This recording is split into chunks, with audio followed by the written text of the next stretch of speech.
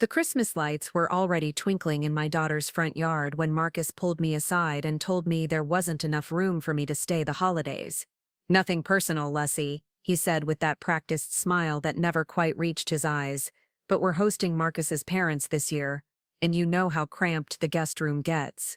What he didn't mention was the loan application sitting on their kitchen counter with my name already typed in as the cosigner, or the fact that he'd been counting on my signature to fund whatever scheme was brewing behind those perfect suburban walls.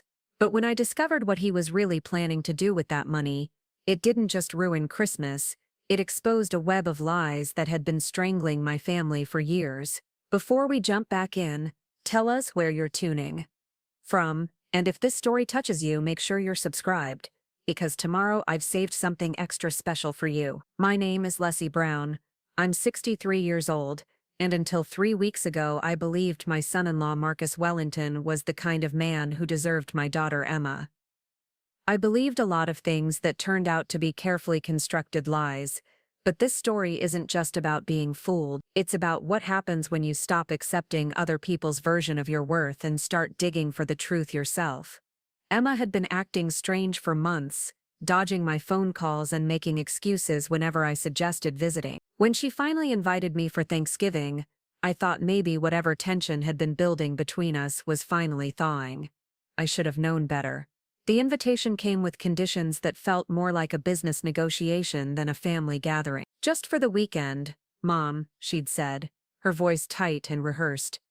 "Marcus has some paperwork he needs you to look at anyway." I drove the 4 hours from my apartment in Millbrook to their house in Westfield, with a trunk full of Emma's favorite desserts and a heart full of hope that we could repair whatever had gone wrong between us. The house Marcus had bought looked like something from a magazine spread, all clean lines and expensive landscaping, the kind of place that whispered success but somehow felt hollow when you stepped inside. Emma met me at the door with a hug that lasted exactly 3 seconds too short, and I knew immediately that something was wrong. "Mom, you look tired," she said, which was Emma's way of saying I looked old. At 63 I wasn't ancient, but I wasn't the young nurse who'd raised her alone after her father walked out either. My hair had gone silver, my hands showed the years of hospital shifts, and I moved a little slower than I used to, but I was still sharp enough to recognize when someone was managing me instead of welcoming me. Marcus appeared in the doorway behind her, filling the space with that particular brand of confidence that successful men wear like cologne. He was handsome in the way that real estate agents and insurance salesmen are handsome,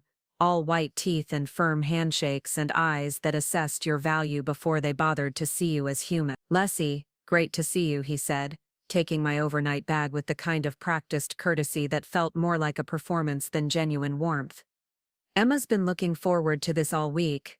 The house tour felt like a sales pitch. Marcus guided me through room after room of furniture that probably cost more than I made in 6 months, pointing out features and upgrades with the enthusiasm of someone who'd recently refinanced everything he owned. The kitchen had granite countertops and stainless steel appliances that looked like they belonged in a restaurant. The living room had a fireplace surrounded by built-in bookshelves, filled with books that looked like they'd been chosen for their spines rather than their content. Everything was perfect, pristine, and somehow completely soulless. "Business must be good," I said, running my fingers along the marble island in their kitchen. Marcus's smile tightened just slightly.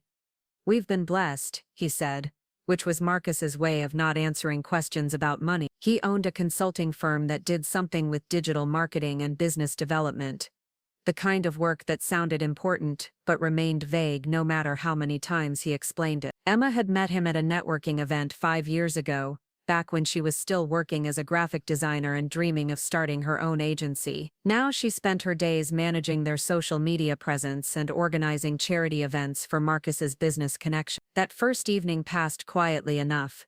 We ate dinner around their dining room table, a massive piece of dark wood that could have seated 12 but made the 3 of us feel scattered and distant. Emma picked at her food and kept glancing at Marcus like she was waiting for some kind of signal. Marcus dominated the conversation with stories about recent business victories and name-dropped clients, whose success somehow reflected back on his own importance. I listened and nodded, and tried to remember the Emma who used to call me every Sunday just to talk about her. After dinner, Marcus excused himself to take a business call, and Emma and I found ourselves alone in the kitchen for the first time in months. I started washing dishes, partly to be helpful and partly to have something to do with my hands while I tried to figure out how to reach my daughter across the strange new distance that had grown between us. "You don't have to do that, Mom," Emma said, but she didn't try to stop me. Instead, she leaned against the counter and watched me work with an expression I couldn't quite read. "I don't mind," I said.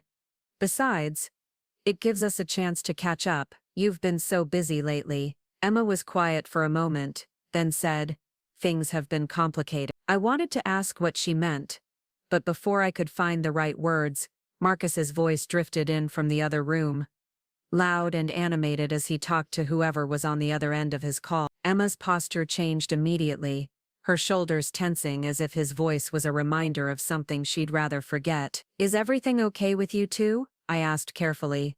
Emma's laugh was sharp and humorless. "Define That should have been my first real warning that this weekend was going to be about more than reconnecting over turkey and football game. But I was so grateful to be included, so hungry for any chance to be close to my daughter again, that I ignored the tension crackling beneath the surface and told myself we'd have time to talk more in the morning. I should have paid more attention to the stack of papers on the kitchen counter, the ones Marcus had casually moved when he thought I wasn't looking. I should have wondered why Emma jumped every time her phone buzzed with a text message. I should have asked why their house felt like a showroom instead of a home, all surface and no substance, but I didn't. I went to bed in their perfectly appointed guest room, grateful to be there and completely unprepared for what I was about to discover. The next morning, I woke early out of old habit and padded downstairs to make coffee, thinking I'd surprise Emma and Marcus with breakfast. The house was quiet, morning light filtering through their expensive window treatments, and casting everything in a golden glow that should have felt peaceful but somehow didn't. I found the coffee in a cabinet that was organized with the kind of precision that spoke of anxiety rather than preference, every item labeled and arranged according to some system that felt more like a museum display than a kitchen someone actually used. While the coffee brewed, I noticed the stack of papers Marcus had moved the night before. They were sitting on the far end of the counter now, partially hidden beneath a decorative bowl, but the letterhead on the top document was visible enough for me to recognize it as something official. Loan documentation by the look of it. I wasn't trying to snoop, but 40 years of managing my own finances had taught me to recognize the particular font and formatting that banks used for serious paperwork. I was pouring my second cup of coffee when Emma appeared in the doorway, already dressed but looking like she hadn't slept much. Her hair was pulled back in a messy bun, and she had that particular kind of exhaustion that comes from lying awake worrying about things you can't control. "Morning, sweetheart," I said, offering her the coffee pot. "I hope you don't mind that I started breakfast." "That's fine, Mom," she said, accepting the cup I poured for her but not meeting my eyes. "Marcus had to leave early for a client meeting, but he'll be back this afternoon." Something in her tone made me look more closely at her face. Emma had always been good at hiding her emotions, a skill she'd learned during the messy years after her father left, but I knew her well enough to recognize the signs of someone trying very hard to hold themselves together. "Emma, honey, what's going on?" I asked gently. "And don't tell me nothing, because I can see something's bothering you." She set her coffee cup down with trembling hands, and stared at the granite countertop like it might have answers written in its surface. For a moment, I thought she was going to tell me whatever was eating at her, but then she seemed to catch herself and the walls went back up. "It's just work stuff," she said. "Marcus's business has been challenging lately." "Challenging how?" Before she could answer, her phone buzzed on the counter. She grabbed it immediately, and I watched her face change as she read whatever message had come through. The color drained from her cheeks, and her hands started shaking harder. "Emma, what is it?" She looked up at me with eyes that were suddenly bright with unshed tears. "Mom, I need to ask you something, and I need you to not ask questions until I'm finished, okay?" My stomach dropped. In my experience, conversations that started with warnings about not asking questions never ended well, but I nodded anyway, because Emma was my daughter, and whatever was wrong was clearly bigger than anything I could have imagined. "Marcus needs someone to co-sign a loan," she said quickly, as if saying it fast would somehow make it less serious. "It's for a business expansion opportunity, something that could really turn things around for us. The bank requires additional collateral. Preparing and narrating this story took us a lot of time. So if you are enjoying it, subscribe to our channel. It means a lot to us.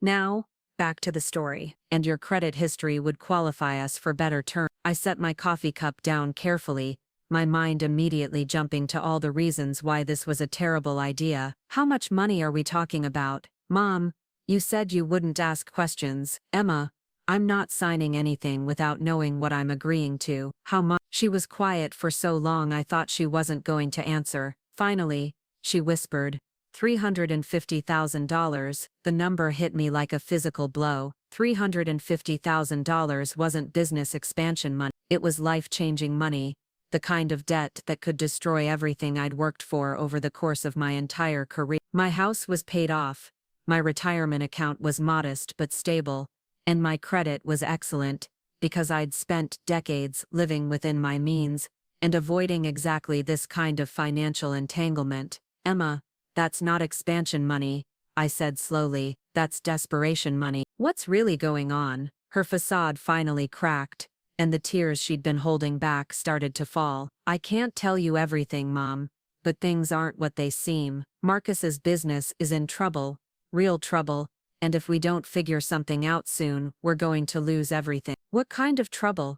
The kind where people might get hurt if the wrong people don't get paid. The words hung in the air between us like a bomb that had just gone off. Emma immediately looked like she regretted saying them, but it was too late to take them back. I stared at my daughter, this woman I'd raised to be smart and independent, and careful, and tried to understand how she'd ended up in a situation where people might get hurt over unpaid debts. Emma, are you telling me Marcus borrowed money from dangerous people? I'm not telling you anything, she said quickly. I'm just asking you to help us, and to trust that I wouldn't ask if there was any other way. But there was something in her voice, a quality I'd never heard before, that made me realize this conversation wasn't really about a loan at all. It was about something much bigger and much more dangerous, and whatever Marcus had gotten himself into, he was using my daughter as leverage to get me to pay for his mistake. I looked at the papers on the counter, then back at Emma's tear-streaked face,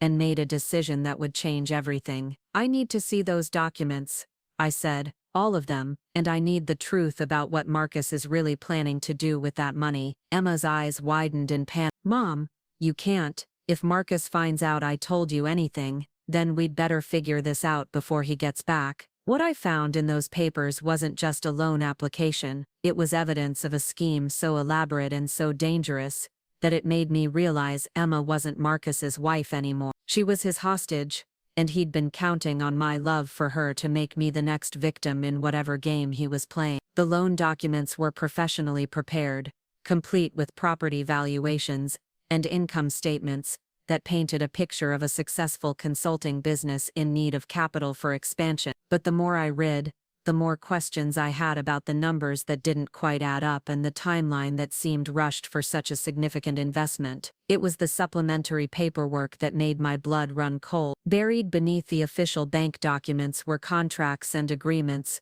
that had nothing to do with business expansion and everything to do with real estate speculation and cryptocurrency investments. Marcus wasn't borrowing money to grow his consulting. He was borrowing money to gamble with, and he was using my credit and Emma's desperation as collateral for bets that could destroy multiple lives if they went wrong. Emma watched me read with growing anxiety, occasionally glancing toward the driveway like she expected Marcus to return at any moment. The more I understood about what he was planning, the more I realized that my daughter had been living in a carefully constructed prison for months, maybe longer. Emma, how long has he been planning this? I asked, holding up a document that outlined a timeline stretching back 6 months. I don't know, she said, but her voice told me she knew more than she was admitting. He handles all the financial stuff. I just know we owe money to people who don't accept late payments, and the bank won't loan to us without a cosigner. Who are these people? She shook her head.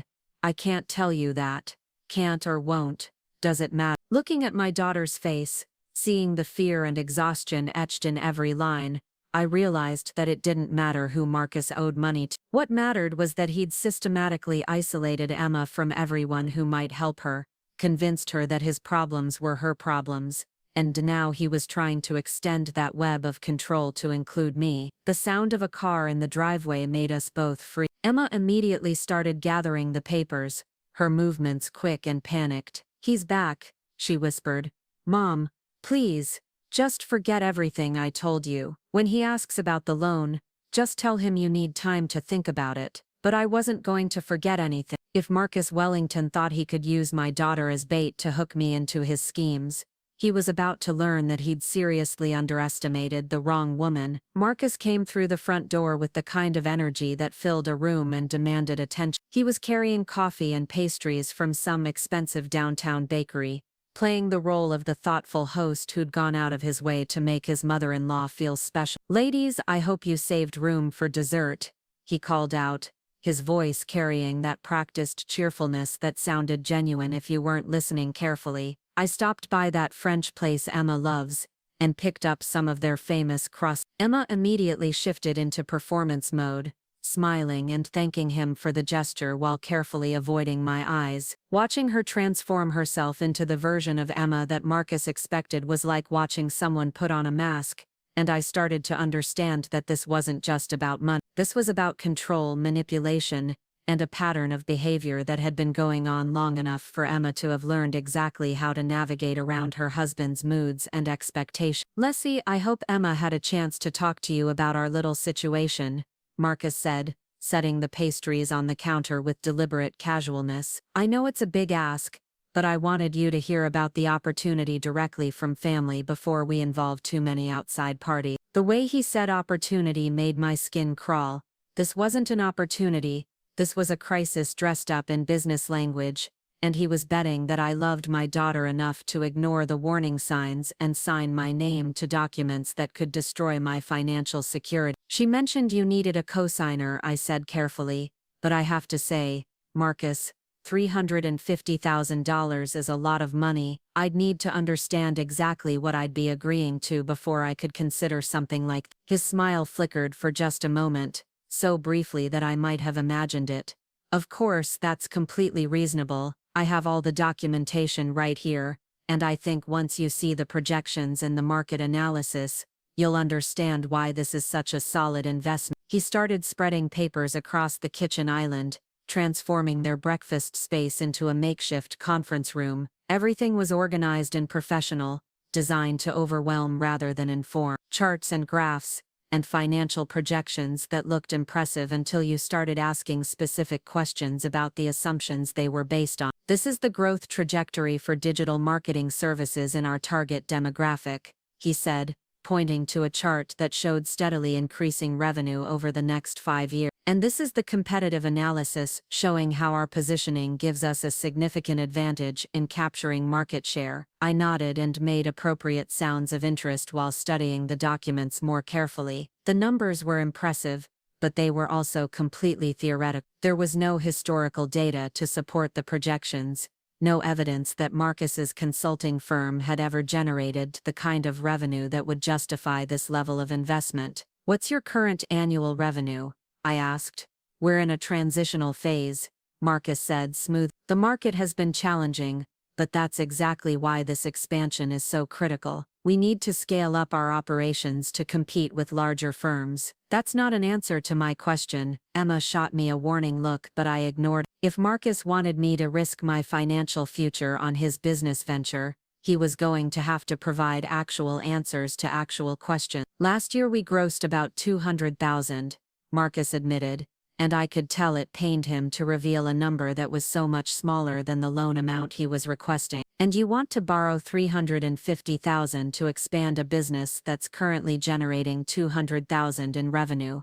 The loan isn't just for expansion," he said, and for the first time, some of his practiced composure started to slip. "We have some outstanding obligations that need to be resolved before we can focus on growth." "What kind of obligation?" The question hung in the air for several seconds too long. Emma was staring at her hands, and Marcus was clearly calculating how much truth he could afford to tell. "Previous investors who are looking for returns on their early support," he said finally. "How much do you owe these investors?" "The exact amounts are confidential, but let's just say they're eager to see their money back, and they're not the kind of people who accept extended payment plans. And there it was, the truth Marcus had been trying to dress up in business language and growth projections. He didn't need a loan for business expansion. He needed a loan to pay off people who would hurt him if he didn't pay them back, and he was willing to destroy my financial security and trap my daughter in an even deeper web of debt to save himself. I looked across the kitchen island at my son-in-law,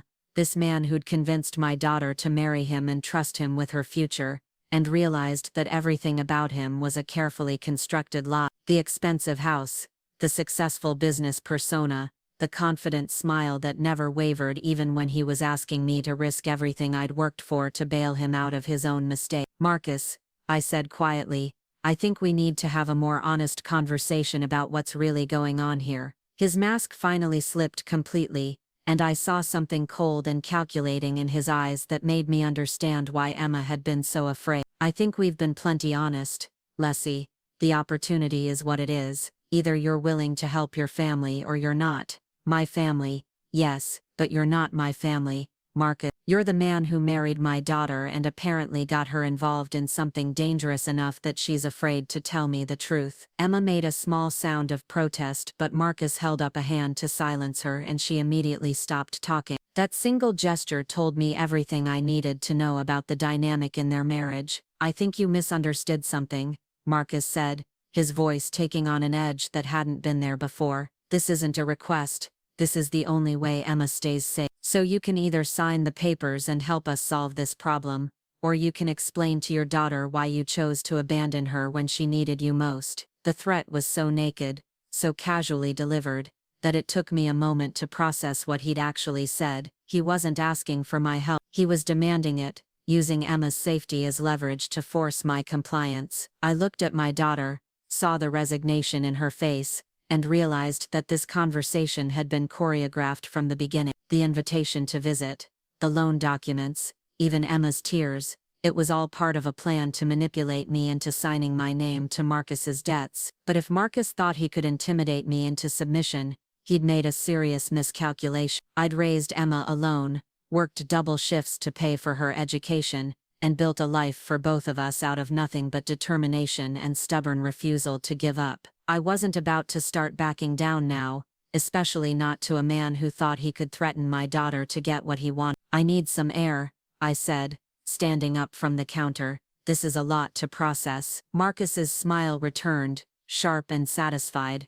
"Of course, take all the time you need, but remember, Lessie, some opportunities have expiration dates." I walked outside into the crisp November air and pulled out my phone, grateful to see I had full signal strength. If Marcus wanted to play games with my daughter's safety, he was about to discover that he'd picked the wrong opponent. I had 40 years of experience dealing with crisis situations, and I wasn't about to let some small-time criminal destroy the two most important things in my life, Emma's future and my own security. The first call I made was to my bank, not to discuss loan applications, but to put security alerts on all my accounts. The second call was to my neighbor back home, asking her to keep an eye on my mail and report anything suspicious. The third call was to someone I hadn't spoken to in 5 years, but who owed me a favor big enough that I knew he'd answer when he saw my name on his caller ID. Detective Ray Morrison had worked financial crimes for the state police, before retiring to run security for a private investigation. We'd dated briefly after his divorce. Nothing serious but friendly enough that we'd stayed in touch until life got busy and we'd drifted apart. Ray was the kind of man who understood how predators operated, and more importantly, he had access to databases and resources that could help me figure out exactly what Marcus had gotten himself into. "Lessie Brown," Ray said when he answered, and I could hear the smile in his voice. "This is a surprise. How've you been?" "I've been better, Ray. I need help, and I think you're the only person I know who might be able to provide it." "What kind of help?" I gave him the abbreviated version: Emma's marriage to Marcus, the loan request, the threats about Emma's safety, and my growing suspicion that I was being set up to pay for someone else's criminal activity. Ray listened without interrupting, asking only a few clarifying questions about dates and amounts. When I finished, he was quiet for a moment before saying, "Lessie, this sounds like a classic debt consolidation scam, probably involving some very unpleasant people. How quickly can you get me Marcus's full name and business information? I'm looking at his business cards right now. Good. Give me everything you've got and then get somewhere safe while I run some background check. If this guy is who I think he might be, you and Emma could be in more danger than you realize. I gave Ray all the information I could find in Marcus's carefully organized papers, then went back inside to find Emma and Marcus deep in what looked like an argument conducted entirely in whispers and meaningful looks. "Everything okay out here?" I asked, and they both immediately straightened up and smiled like nothing had happened. "Just discussing dinner plans," Marcus said. "I was thinking we could go to that new steakhouse downtown, make this weekend feel more like a celebration." "Celebrating what?" "Your decision to help us, of course." The presumption in his voice made my teeth clench, but I just smiled and nodded. "That sounds lovely, but first, I have a few more questions about the loan term." For the next hour I peppered Marcus with questions designed to keep him talking while I memorized details that might be useful later. Interest rates, payment schedules, balloon payments, default clauses. I asked about everything, taking notes on the back of one of his business cards while he grew increasingly impatient with my attention to detail. "Lessie, I appreciate your thoroughness," he said finally, "but we really need to move on this. The bank requires all signatures by Monday, and there are other parties waiting for confirmation that the financing is secured." "Other parties?" "The investors I mentioned. They're not known for their patience." My phone buzzed with a text from Ray. "Need to talk. Can you call in 10 minutes? I need to make a quick phone call," I said. "Family business. I'll be right back." I went upstairs to the guest room and called Ray back, keeping my voice low in case Marcus was listening. "Lessie, you need to get out of there," Ray said without preamble. "Marcus Wellington isn't just in debt. He's been running a Ponzi scheme through his consulting business for at least 2 years, taking money from new investors to pay off old ones. The whole thing is about to collapse, and he owes serious money to some very dangerous people." "How dangerous?" "The kind who don't just break legs when they don't get paid." I found 3 separate police reports involving threats against Marcus and Emma in the past 6 months. "He's not just asking you to co-sign a loan, Lessie. He's asking you to fund his escape plan." "What escape plan?" "The cryptocurrency investments in those documents you described." "That's not speculation, that's laundering. He's planning to take your $350,000, convert it to digital currency, and disappear. Emma probably doesn't even know." My hands started shaking. "Ray, if he's planning to run, what happens to Emma?" "That depends on whether she goes with him or becomes a liability." The words hit me like ice water.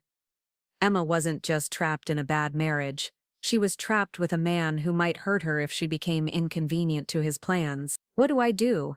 "First, don't sign anything. Second, don't let on that you know what he's really planning. Third, we need to get Emma away from him safely, which means we need evidence that the police can act on."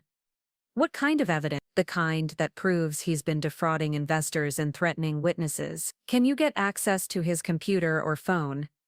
I thought about the laptop I'd seen in Marcus's home office, the one he'd been protective about when giving me the house tour. "Maybe. But Ray, if he's as dangerous as you think, what's to stop him from just taking what he wants whether I agree or not?" "Nothing," Ray said grimly, "which is why we need to move fast. I'm driving up there tonight. Don't do anything until I arrive. And whatever you do, don't let Emma know what we've discovered. If Marcus realizes we're onto him, he might panic and do something stupid." After I hung up, I sat on the edge of the guest bed and tried to process everything Ray had told me. My son-in-law wasn't just a failed businessman looking for a bailout. He was a criminal who'd been using my daughter as cover for increasingly desperate schemes, and now he was trying to use me to fund his final exit strategy. The sound of voices downstairs reminded me that I needed to get back to the kitchen before Marcus got suspicious. I straightened my shoulders, took a deep breath and prepared to spend the next few hours pretending I didn't know that my daughter's husband was planning to destroy both our lives to save his own. When I got back downstairs, Emma was standing at the kitchen sink with her back to me, her shoulders rigid with tension. Marcus was leaning against the counter with his phone in his hand, scrolling through messages with the kind of focused intensity that suggested he was dealing with something urgent. Everything okay? I asked. Fine, Marcus said without looking up. Just some business issues that need attention. Emma turned around, and I could see she'd been crying again. Mom, maybe we should talk about the loan tomorrow. Marcus has some calls to make. Actually, Marcus said, putting his phone away, I think now would be a good time to finalize everything. I just heard from the bank, and they're willing to expedite the approval process if we can get all the signatures tonight. My heart started pounding, but I kept my voice steady. Tonight? That seems very rushed for such a significant financial commitment. Sometimes opportunities don't wait for convenient timing, Marcus said. The question is whether you trust your daughter enough to help her when she needs it. The manipulation was so obvious, so crude, that I almost But then I looked at Emma's face and saw the desperation there, the fear that I might actually abandon her to whatever fate Marcus had planned, and I realized that she genuinely believed her safety depended on my cooperation. Of course I trust Emma. But trust doesn't mean ignoring basic financial prudence. I need my lawyer to review the documents before I sign anything. Marcus's facade cracked again, just for a moment. Lessie, involving lawyers will just complicate things unnecessarily. This is a family matter. My finances are also a family matter. Marcus. My family. Emma is your family, he said, and his voice carried a subtle threat that made Emma flinch. And right now Emma needs you to stop overthinking this and start help. I looked at my daughter, saw the fear in her eyes, and made a decision that I hoped wouldn't get us both killed. You know what, Marcus? You're absolutely right. Emma is my family, and I'll do whatever it takes to keep her safe. His smile returned, triumphant and predatory. I knew you'd see reason. I do see reason, I said, which is why I'm not signing anything until I understand exactly what Emma is afraid of, and why she believes her safety depends on this loan. Mom, please, Emma said quietly. Just trust me. I do trust you, sweetheart, but I don't trust him. The words hung in the air like a bomb that had just exploded. Marcus's expression went completely cold, and for the first time since I'd met him, I saw him without any mask at all. What I saw wasn't a desperate businessman or even a small-time criminal. It was something much more dangerous. A man who'd run out of options and was preparing to do whatever it took to survive. I think, Marcus said slowly, that you've misunderstood the situation, Lessie. This isn't a negotiation. This is your chance to help Emma, before it's too late to help her at all. Emma made a small sound of fear, and I realized that whatever control I thought I had over this situation was an illusion. Marcus had been planning this weekend for weeks, maybe months, and he wasn't going to let me leave without getting what he wanted.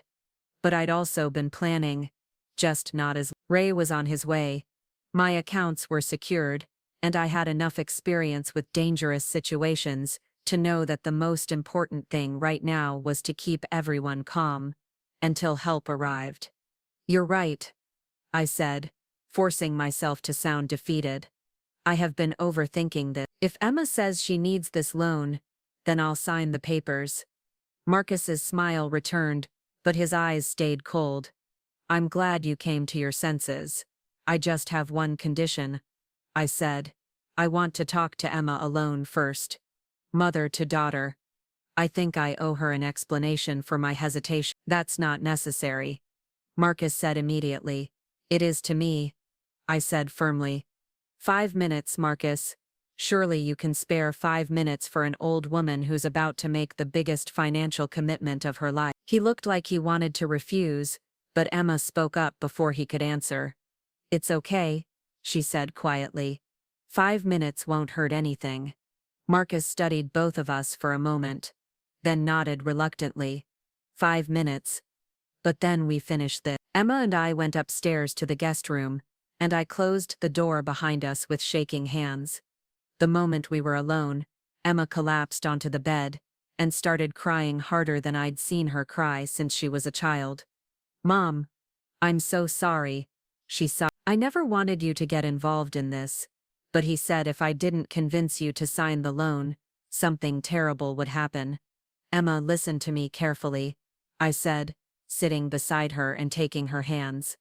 We're going to get through this, but I need you to be completely honest with me. How long has Marcus been threatening you? Months, she whispered. Ever since his business started failing and the investors started calling, he borrowed money from people who don't take no for an answer, and when he couldn't pay them back, they started threatening both of us. What kind of threats? Pictures of our house, my work schedule, details about my daily routine that proved they'd been watching me. Marcus said the only way to make it stop was to get enough money to pay them off and start over somewhere else. Somewhere else. Emma looked up at me with eyes that were red and swollen from crying. Mom, he's been planning to leave the country. New identities, offshore accounts, the whole thing. The loan isn't for his business, it's for our escape. And you agreed to the sound of Marcus's footsteps on the stairs cut through Emma's confession like a knife. She immediately wiped her eyes and tried to compose herself, but the damage was done. I now knew that my daughter wasn't just trapped in a bad marriage, she was trapped in a criminal conspiracy that could get both of us killed if we made the wrong move. Time's up, ladies, Marcus called from the hallway, his voice carrying a false cheerfulness that made my skin crawl. I hope you've had your heart-to-heart, because we really need to wrap this up. Emma gripped my hands tighter. Mom, please, just sign the papers. I can't take much more of this. Looking at my daughter's face, seeing the exhaustion and fear etched in every line, I made a decision that went against every instinct I had. Okay, sweetheart, if that's what you need me to do, I'll sign.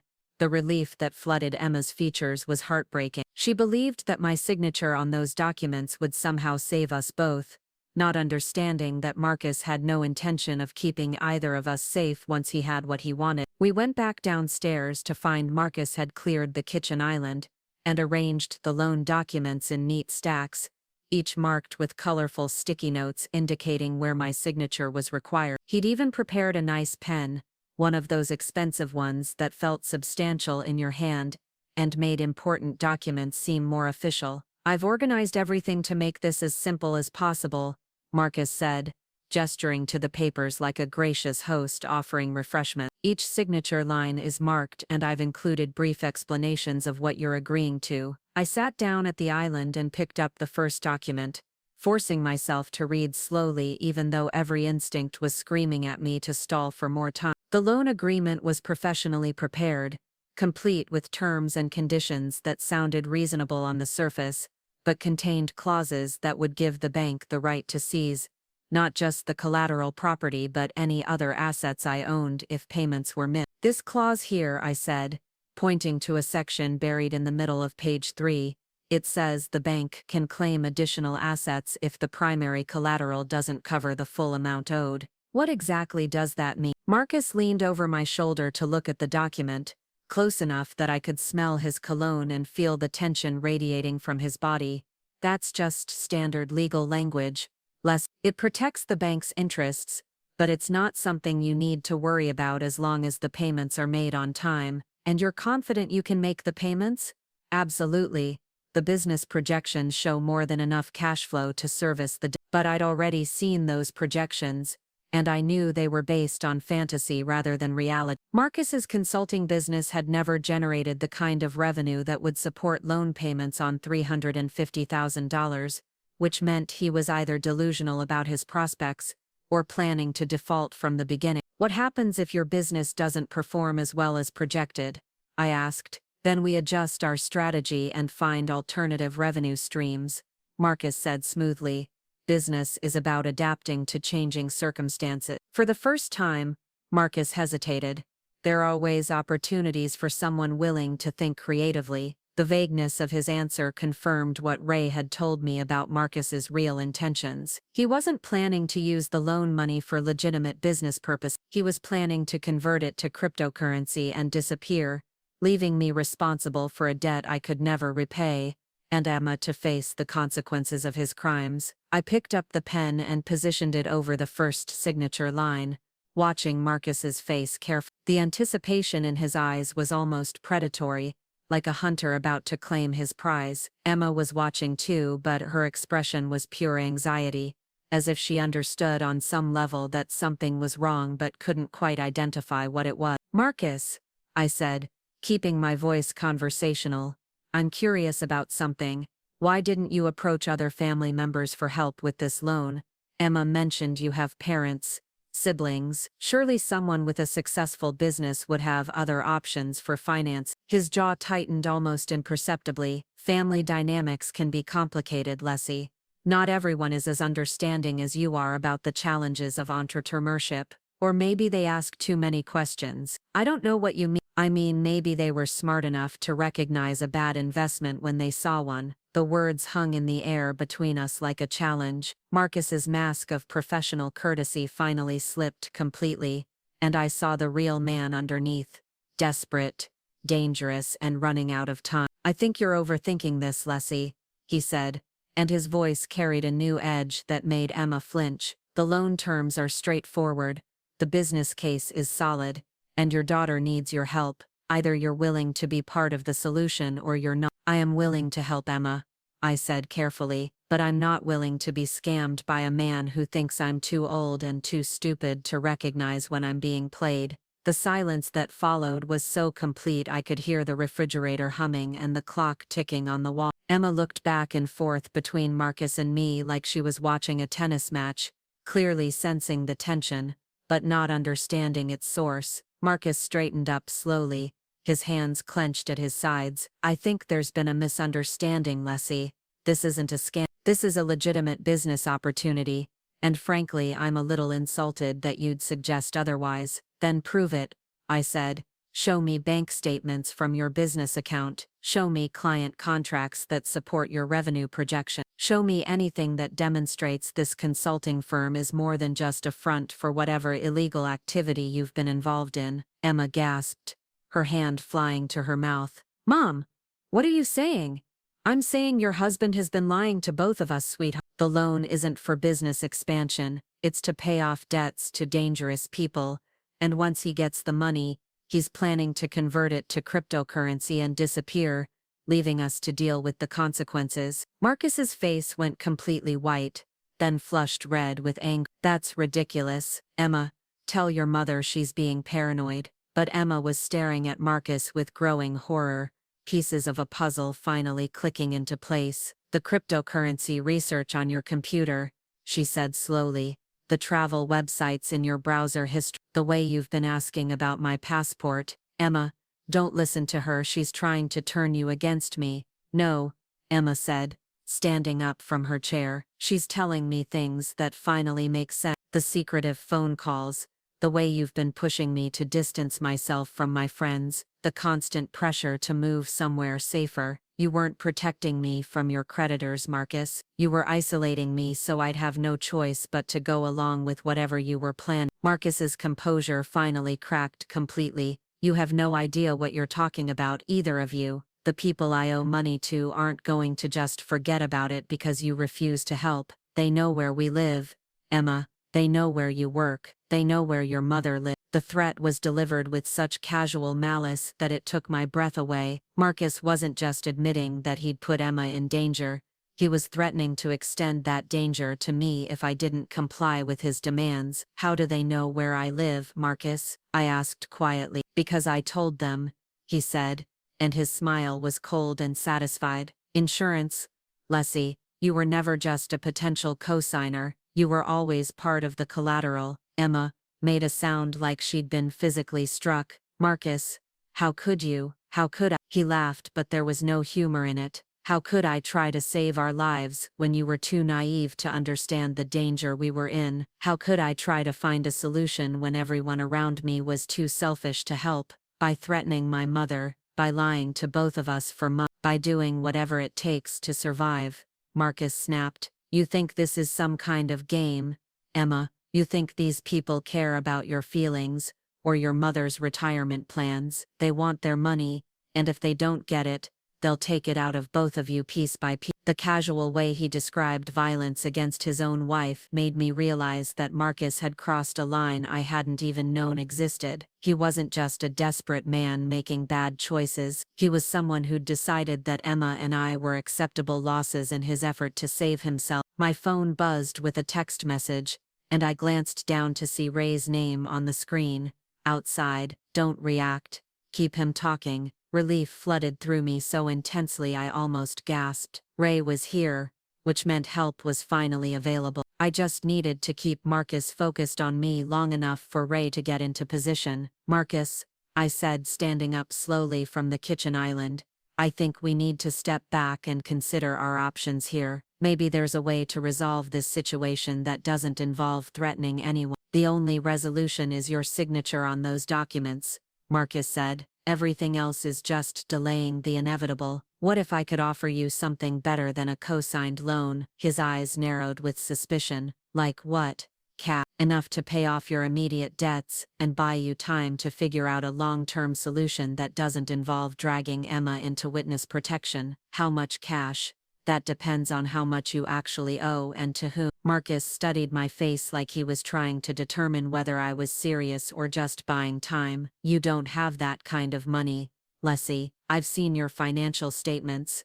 You've seen what I wanted the bank to see for loan qualification purposes. But I've been saving money for 40 years, Marcus, and not all of it is in accounts that show up on credit applications. It was a complete lie, but it was the kind of lie that desperate people wanted to believe. I watched Marcus calculate possibilities, weighing the certainty of a co-signed loan against the potential of immediate cash that wouldn't require bank approval or legal documentation. How much are we talking about? He asked. How much do you need? 200,000 would cover the immediate threats and give us enough cushion to disappear cleanly. The casual way he said disappear cleanly, while looking directly at Emma, made my blood run cold. He was still planning to take her with him, whether she wanted to go or not. I might be able to arrange something like that, I said carefully, but it would take time to liquidate investments without triggering tax consequences or bank reporting requirements. How much time?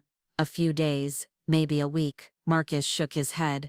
I don't have a week. These people expect payment by Monday, or they start collecting in other ways. What other ways? He looked at Emma with an expression that was half apologetic and half threatening. Ways that involve Emma paying for my mistake. The front door opened with a soft click, so quiet I might have missed it if I hadn't been listening for it. Marcus was too focused on our conversation to notice, but Emma's eyes flicked toward the hallway with confusion. Marcus, I said, raising my voice slightly to cover any sound Ray might make moving through the house. What exactly did you tell these people about Emma and me? What kind of agreement did you make that involves us as collateral? I told them that my wife's family had resources that could be leveraged if necessary, Marcus said. I showed them pictures of your house, your car, Emma's workplace. I gave them enough information to demonstrate that default wouldn't be an option. You mean you gave them enough information to hurt us if you don't pay? I gave them enough information to motivate everyone involved to find a solution. Emma was staring at Marcus like she'd never seen him before. You turned us into hostages. I turned us into a family that takes care of each other, Marcus said. Whether you understand it or not, everything I've done has been to protect what we've built together. What we've built? Emma's voice was rising with anger and disbelief. Marcus, what we've built is a lie. The house, the business, the whole perfect life you've been showing off to everyone. It's all been funded by stolen money and threats. It's been funded by opportunity and ambition, Marcus snapped. Things your mother apparently doesn't understand. Your mother understands more than you think, Ray's voice said from the kitchen doorway. Marcus spun around, his face going pale as he saw the tall, serious-looking man in the expensive suit standing calmly in his kitchen. Ray had his hands visible and his posture relaxed, but there was something about his presence that immediately changed the entire dynamic in the room. Who the hell are you? Marcus demanded. Ray Morrison, retired state police, Ray said, pulling out his identification and setting it on the counter where Marcus could see it. I've been investigating your business activities, Mr. Wellington, and I think we need to have a conversation. Marcus's eyes darted between Ray, Emma, and me. clearly calculating his options. This is my house. You can't just walk in here without a warrant. I didn't walk in, Ray said mildly. Mrs. Brown invited me. And technically this isn't your house. According to property records, it belongs to a shell company that's been flagged by the Financial Crimes Division as part of an ongoing investigation into money laundering and investment fraud. The color drained from Marcus's face completely. I don't know what you're talking about. Marcus Wellington, also known as Marcus Weltman, also known as Mark Wells, Ray continued, consulting a small notebook he'd pulled from his pocket. Currently under investigation for securities fraud, wire fraud, money laundering, and making terrorist threats. Should I continue? Emma sank into her chair like her legs had given out.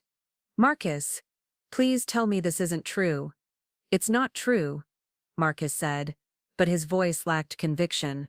This is all a misunderstanding. The misunderstanding, Ray said, is thinking you could run a Ponzi scheme for 2 years without someone eventually connecting the dots. The FBI has been tracking your cryptocurrency transactions for months.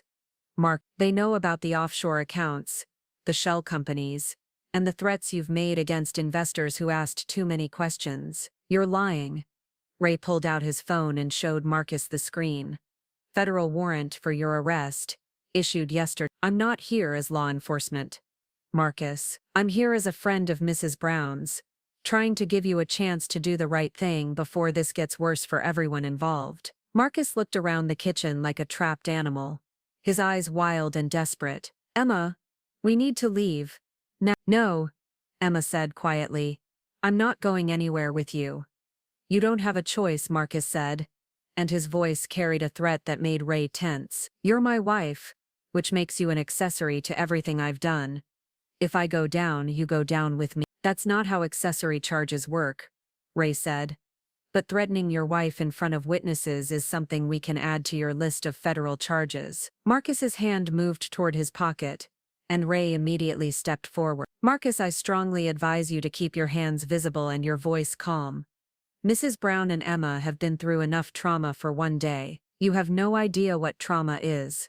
Marcus, wait until Emma finds out what happens to families of people who don't pay their debts to certain organizations. The organizations you're referring to are also under federal investigation, Ray said calmly. Turns out that when you cooperate with people involved in organized crime, law enforcement tends to take an interest in all your business relationships. The implication hit Marcus like a physical blow. Not only was his scheme falling apart, but the dangerous people he owed money to were also being investigated, which meant there might not be anyone left to carry out the threats he'd been using to control Emma and me. This is impossible, Marcus whispered. I planned for everything. You planned for everything except getting caught, Ray corrected. And you definitely didn't plan for Mrs. Brown being smart enough to call in professional help when she realized what you were trying to do. Marcus turned to look at me, and for the first time since I'd met him, I saw something like respect in his eyes. You played me. No, I said. You played yourself. I just refused to be your victim. The fight seemed to go out of Marcus all at once. His shoulders slumped, and he sat down heavily in one of the kitchen chairs like the weight of his collapsed schemes had finally become too much to bear. What happens now? Emma asked, her voice small and frightened. Now, Ray said, Marcus cooperates with federal investigators, provides information about his criminal associates, and hopes that cooperation earns him a reduced sentence. Emma and Mrs. Brown go home and try to rebuild their lives without the constant threat of violence hanging over them. What about the people Marcus owes money to? Emma asked. What if they still come after us? They won't, Ray said with certainty. Because as of 6 hours ago, the FBI arrested the 3 men Marcus has been dealing with on charges related to racketeering and extortion. His creditors are going to be too busy defending themselves against federal prosecutors to worry about collecting debts from failed con artists. Emma looked at Marcus with an expression that was equal parts relief and disgust. It's really over? The criminal part is over, Ray said. The legal consequences are just beginning, but those will be handled through proper channels with lawyers and courts and due process. No more threats, no more fear, no more looking over your shoulder. Marcus finally looked up at Emma, and for just a moment, I saw a flicker of the man she'd originally fallen in love with. Emma, I'm sorry. I never meant for things to get this complicated. You never meant to get caught, Emma corrected. There's a difference. I was trying to protect you. You were trying to protect yourself, Emma said, and you were willing to sacrifice me and my mother to do it. Marcus opened his mouth like he was going to argue, then seemed to realize there was no point. The lies that had held his world together were finally crumbling, and no amount of charm or manipulation was going to put them back together. Ray's phone buzzed, and he glanced at the screen. Federal agents are about 10 minutes out. Marcus, you have two choices.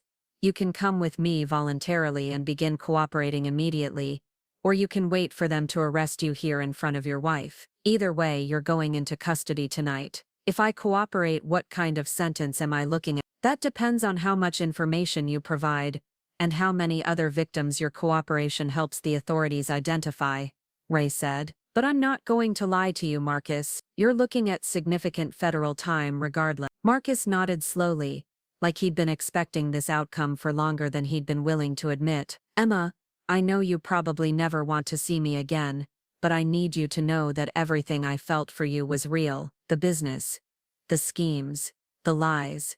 That was all just survival. But what I felt for you was never part of the con. Emma was crying again, but these tears were different from the ones I'd seen earlier. These were tears of grief for the life she'd thought she was building and relief that it was finally over. I don't know if I believe you, she said. But even if it's true, it doesn't change what you did to us. I know, Marcus said.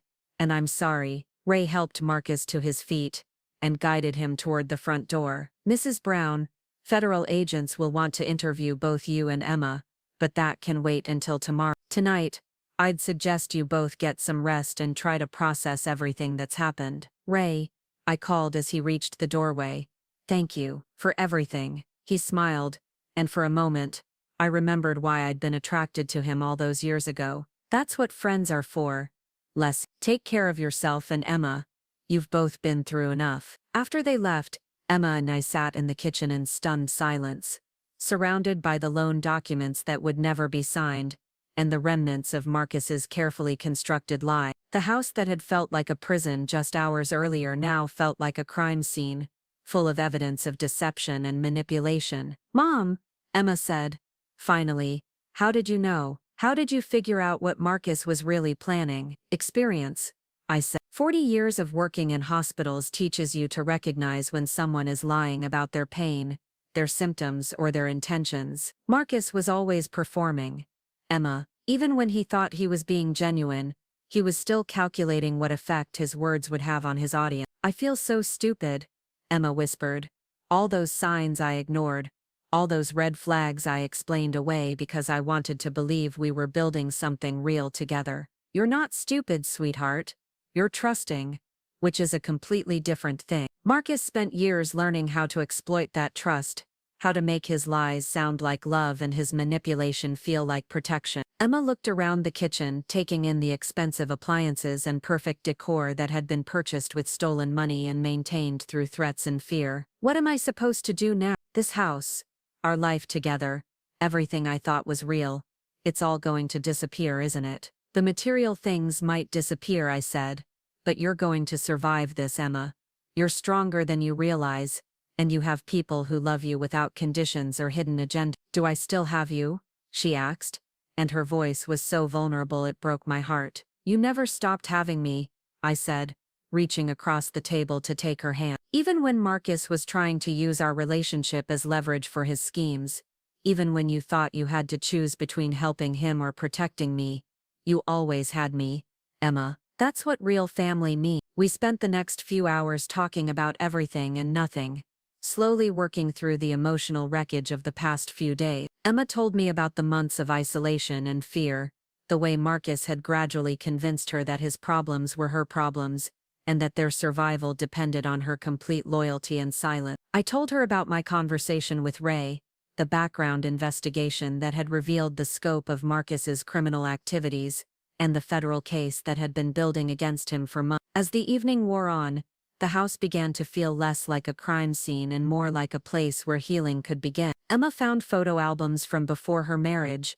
pictures of family holidays and birthday celebrations, and ordinary moments that reminded both of us who we'd been before Marcus had entered our lives. We ordered pizza from a place that delivered, eating it straight from the box while sitting on the living room floor surrounded by memories of better times. "Mom," Emma said, as we were cleaning up the remnants of our impromptu picnic, "I want you to know that even though I couldn't tell you what was really happening, I never stopped loving you. Marcus tried to convince me that involving you would put you in danger, but the truth is, I was ashamed of what my life had become." "There's nothing for you to be ashamed of," I said firmly. "You were a victim of a very sophisticated predator who spent years learning how to manipulate and control you. The shame belongs to Marcus, not to you." How do I move forward from this? How do I trust my own judgment again when I was so completely wrong about the person I married? It was a question I'd been asking myself since Ray's phone call had revealed the truth about Marcus. How do you rebuild your sense of reality when someone you trusted has systematically lied to you about everything that mattered? "I think,"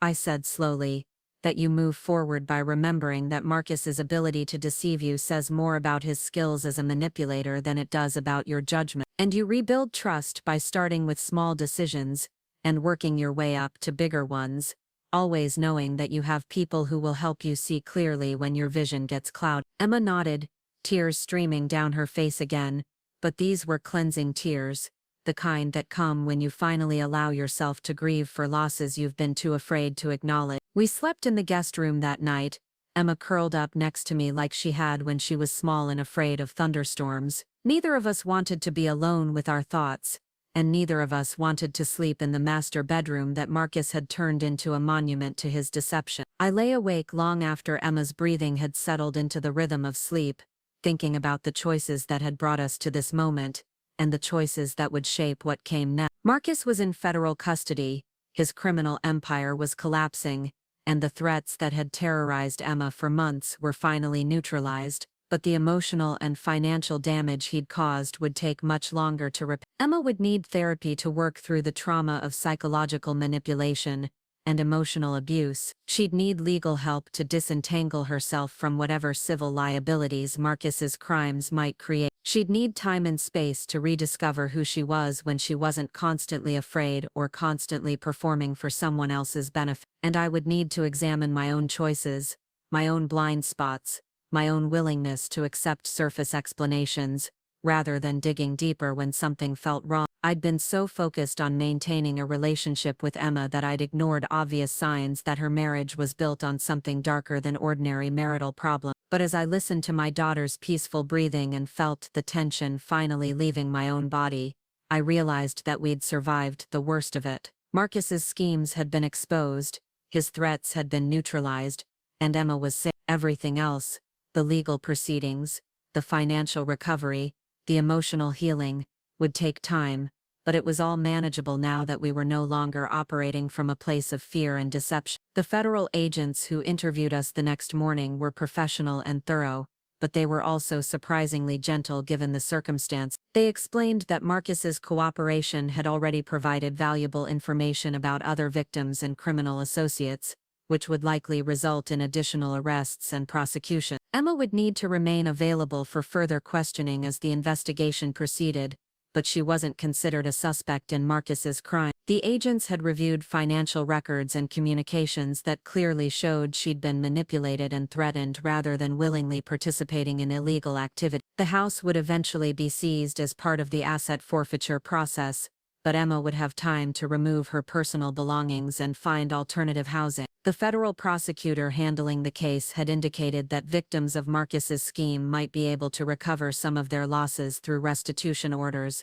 but that process would take months or possibly years to complete. After the agents left, Emma and I began the process of packing up her life and preparing to leave the house that had been both her dream home and her prison. It was slow, emotional work, sorting through possessions that carried memories of happier times, while being constantly reminded of the lies those memories were built on. "Mom," Emma said as we were boxing up books from the living room shelves, "what am I going to tell people? How do I explain that my husband was a criminal and our entire marriage was based on fraud?" "You tell them as much or as little as you're comfortable sharing," I said. "The people who really matter will care more about your well-being than they do about the details of what happened." "What about work? What about friends who thought Marcus and I had the perfect marriage? Perfect marriages don't exist, Emma. Anyone who thought you had one wasn't paying very close attention. The people who really know you will understand that you were as much a victim of Marcus's deception as anyone else. As we worked, Emma began telling me stories about their marriage that she'd never shared before. Small moments of cruelty disguised as concern, instances of manipulation presented as protection, and gradual isolation from friends and family that had happened so slowly she hadn't recognized it as abuse. He convinced me that your phone calls were stressing me out, Emma said, carefully wrapping a framed photo of the two of us from her college graduation. He said you were being intrusive and that healthy marriages required boundaries with extended family. I actually believed I was protecting our relationship by pulling away from you. Isolation is one of the first tactics abusers use, I said. They can't maintain control if their victims have strong support systems that might point out problems or offer alternative perspectives. How do you know so much about this? Hospital social workers deal with domestic abuse cases regularly. I've seen this pattern before, Emma. The charm,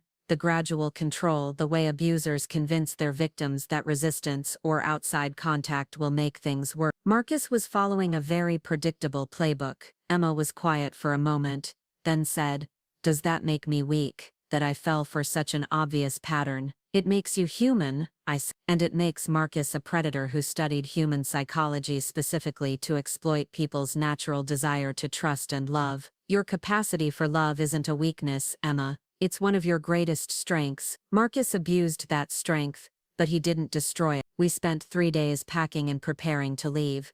3 days of sorting through the debris of Emma's marriage, and slowly rebuilding the foundation of our relationship. By the time we loaded the last box into the moving truck, Emma looked more like herself than she had in months. The fear was gone from her eyes, replaced by determination and something that might eventually grow into hope. Ray stopped by on our last day to check on us and provide an update on Marcus's case. The federal prosecutor was pleased with the level of cooperation Marcus was providing, which meant he'd likely receive a reduced sentence in exchange for his testimony against other members of the criminal organization he'd been involved with. How reduced? Emma asked. Probably 8 to 10 years instead of 15 to 20, Ray said. Still significant time, but it means he'll be middle-aged instead of elderly when he gets out. Emma nodded without emotion. The woman who'd spent months terrified that Marcus might be hurt by his criminal associates was gone, replaced by someone who understood that consequences for criminal behavior were necessary and appropriate. What about the people he defrauded? I asked. Will they be able to recover their losses? Some of them,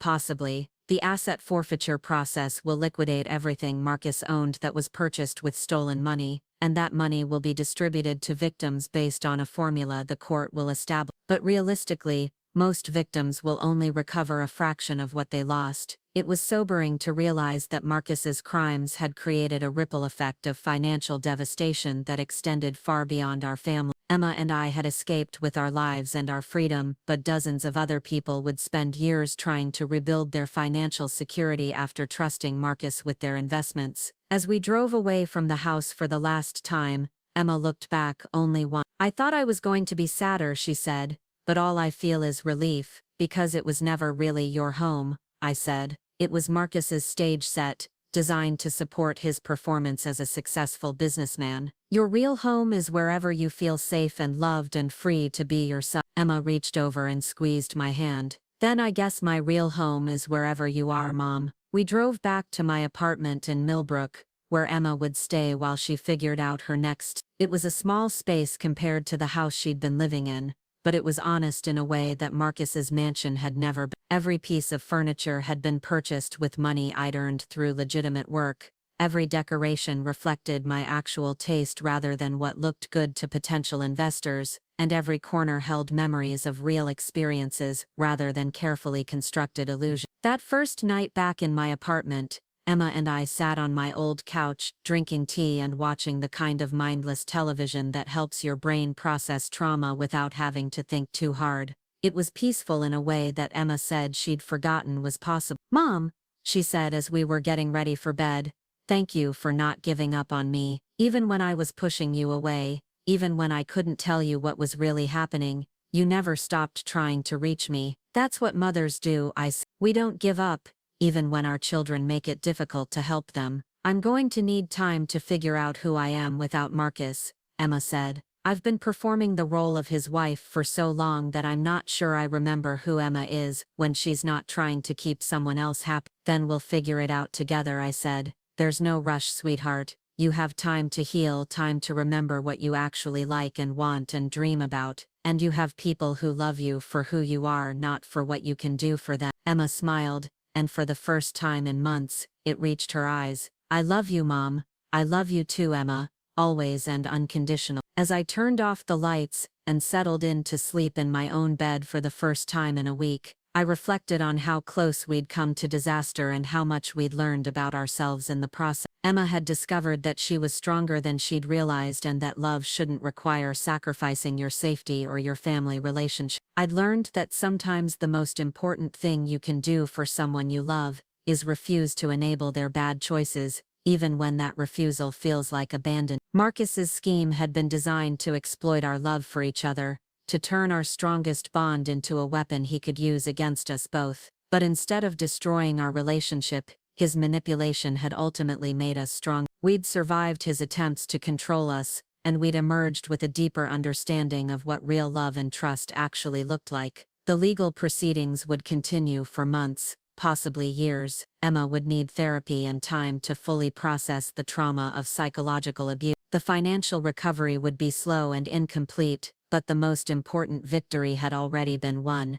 We were free, we were safe, and we were together. Everything else was just details to be worked out over time. And as I drifted off to sleep with my daughter safe in the next room, I knew that whatever challenges lay ahead, we would face them honestly and together, without fear or deception or the constant threat of violence hanging over our heads. We had survived the worst of Marcus Wellington's schemes, and we were finally free to rebuild our lives on foundations of truth, rather than lies. 3 weeks after Emma and I returned to my apartment in Millbrook, I thought the worst was behind us. Marcus was in federal custody, his criminal associates had been arrested, and Emma was slowly beginning to remember who she was, before her marriage had become a prison of manipulation and fear. We'd settled into a comfortable routine of healing conversations over morning coffee and quiet evenings spent rediscovering the simple pleasure of being together without constantly looking over our shoulders. That's when the first letter arrived. I found it slipped under my apartment door on a Tuesday morning while Emma was at her therapy appointment. The envelope was cream-colored and expensive-looking, with my name written in elegant handwriting across the front. No return address, no postmark. Someone had delivered it by hand. My first instinct was to call Ray, but something about the formality of the presentation made me hesitate. This didn't look like a threat. It looked like an invitation. Inside was a single sheet of matching stationery with a message that made my blood run cold. Mrs. Brown, my name is Victoria Ashford, and I believe we have much to discuss regarding your son-in-law's business activities.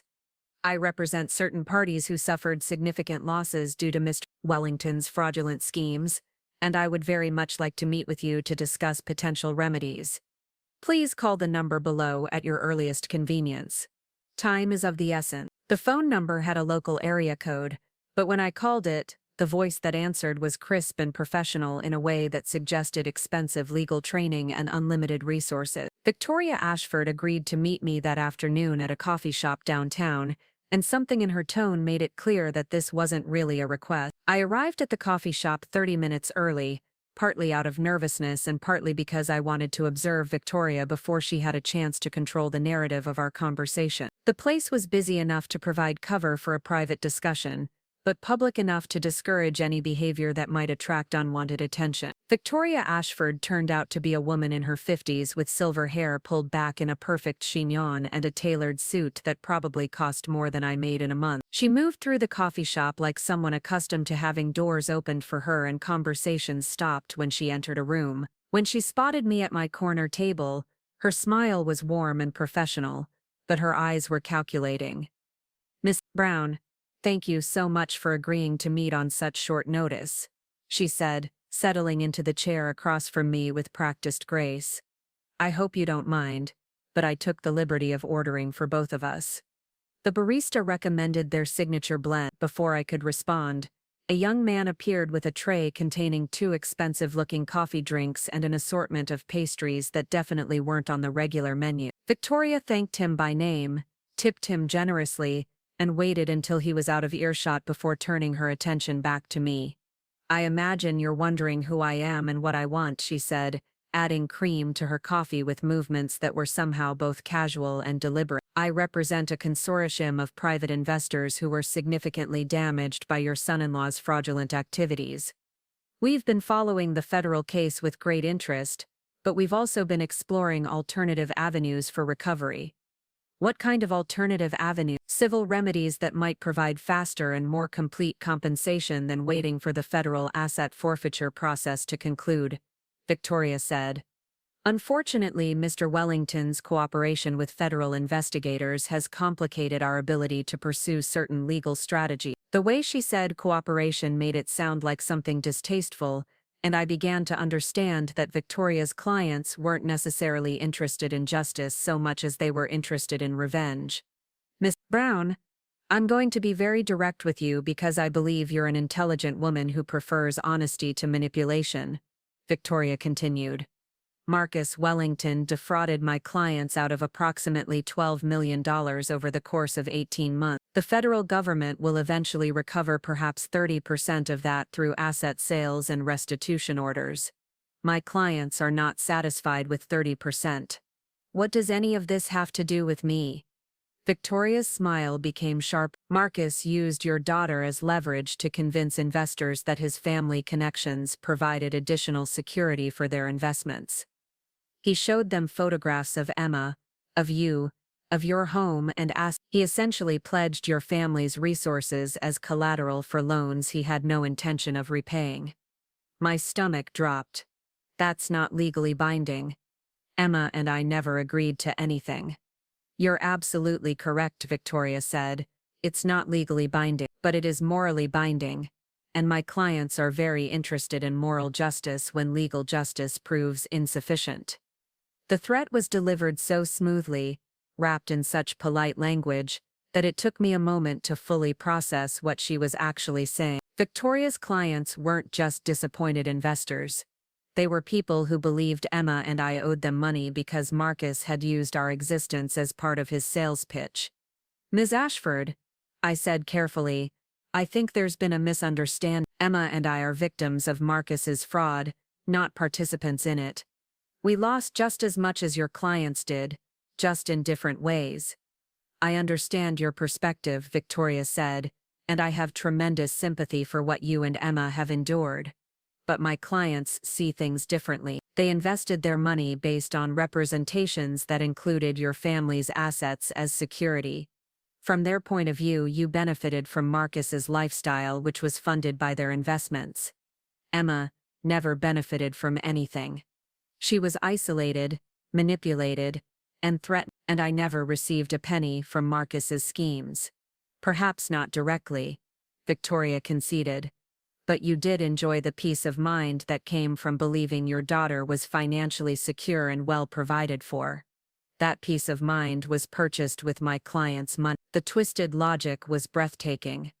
According to Victoria, the fact that I'd been relieved to see Emma apparently thriving in her marriage meant I owed money to the people Marcus had defrauded, regardless of the fact that I'd had no knowledge of his crimes and had received no benefit from them. "What exactly are your clients proposing?" I asked.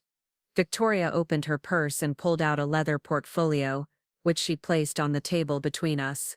"My clients are prepared to be reasonable. They understand that you and Emma are not criminals, just unfortunate bystanders who became entangled in Marcus's schemes. They're willing to accept a settlement of $2 million in exchange for releasing all claims against your family." $2 million. I couldn't keep the shock out of my voice. "Ms. Ashford, I don't have $2 million. I'm a retired nurse living on a pension and Social Security." "You have assets," Victoria said, consulting a document from her portfolio. "Your home is valued at approximately $400,000. You have retirement accounts totaling roughly $300,000. Emma has a degree and earning potential. Together, you could secure financing for the balance. You want me to mortgage everything I own and saddle Emma with debt for the rest of her life to pay for crimes she didn't commit. I want you to take responsibility for the consequences of your family members' actions, Victoria said. Surely you understand that when someone we love hurts other people, we have an obligation to help make those people whole. Marcus isn't my family member, he's Emma's estranged husband, who's currently in federal custody for fraud. Emma is divorcing him, and neither of us has any legal or moral obligation to pay his debts. Victoria's expression hardened slightly. Mrs. Brown, I think you're misunderstanding the nature of this conversation. This isn't a negotiation about legal obligation. This is a discussion about practical realities. What practical realities? The reality that my clients are very wealthy, very well connected, and very unhappy about their losses. The reality that they have resources and patience that extend far beyond what the federal justice system can provide. The reality that they view you and Emma as the only accessible targets for recovering their money now that Marcus is beyond their reach. The coffee shop suddenly felt smaller and more confining. Victoria was no longer bothering to hide the threat behind polite language. Her clients weren't just disappointed investors, they were people with the money and connections to make Emma's and my lives miserable until they got what they wanted. Ms. Ashford, are you threatening me? I'm informing you, Victoria said calmly. My clients have spent considerable resources investigating Marcus's fraud and its impact on their financial portfolios. They've also spent considerable resources investigating everyone who might bear some responsibility for their losses. That investigation included very thorough background checks on you and Emma. She opened her portfolio again and pulled out a manila folder thick with documents. Your employment history, credit reports, medical records, social connections, daily routines. My clients know quite a lot about both of you. They know where Emma goes for therapy, where you shop for groceries, which routes you take when you drive to visit friends. They know because they've been watching. My hands started shaking. You've been stalking us. They've been conducting due diligence, Victoria corrected. The same kind of investigation they would conduct before making any significant investment. And based on that investigation, they've concluded that you and Emma represent their best opportunity for meaningful recovery. This is extortion. This is business, Victoria said. Unpleasant business perhaps, but business nonetheless. My clients invested $12 million, based on representations that included your family's assets as collateral. Marcus may be in federal custody, but the debt remains. Someone has to pay it. I looked around the coffee shop, suddenly aware that any of the other customers could be working for Victoria's clients, watching and listening to our conversation. The pleasant afternoon meeting had transformed into something much more sinister, and I realized that Emma and I weren't as safe as we'd believed. What happens if I refuse?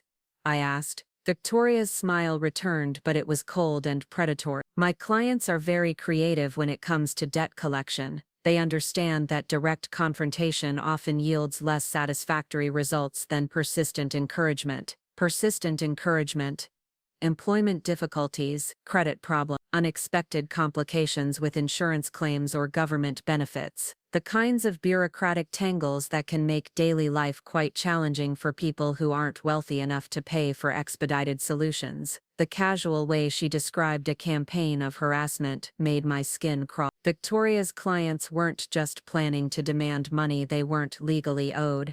They were planning to systematically destroy our lives until we gave them what they wanted. You're talking about ruining innocent people's lives because you're angry about being defrauded by someone else. I'm talking about recovering legitimate debts through available means, Victoria replied. Mrs. Brown, I want you to understand something very clearly. My clients are not the kind of people who accept losses gracefully. They didn't become wealthy by allowing others to steal from them without consequences. Marcus may be beyond their reach, but you and Emma are not. Emma has nothing to do with this. She was as much a victim of Marcus's fraud as your clients were. Emma was Marcus's wife. She lived in a house purchased with stolen money, wore clothes purchased with stolen money, and enjoyed a lifestyle funded entirely by my clients' investments. From their perspective, She owes a debt regardless of whether she knew how that lifestyle was financed. That's insane. That's justice,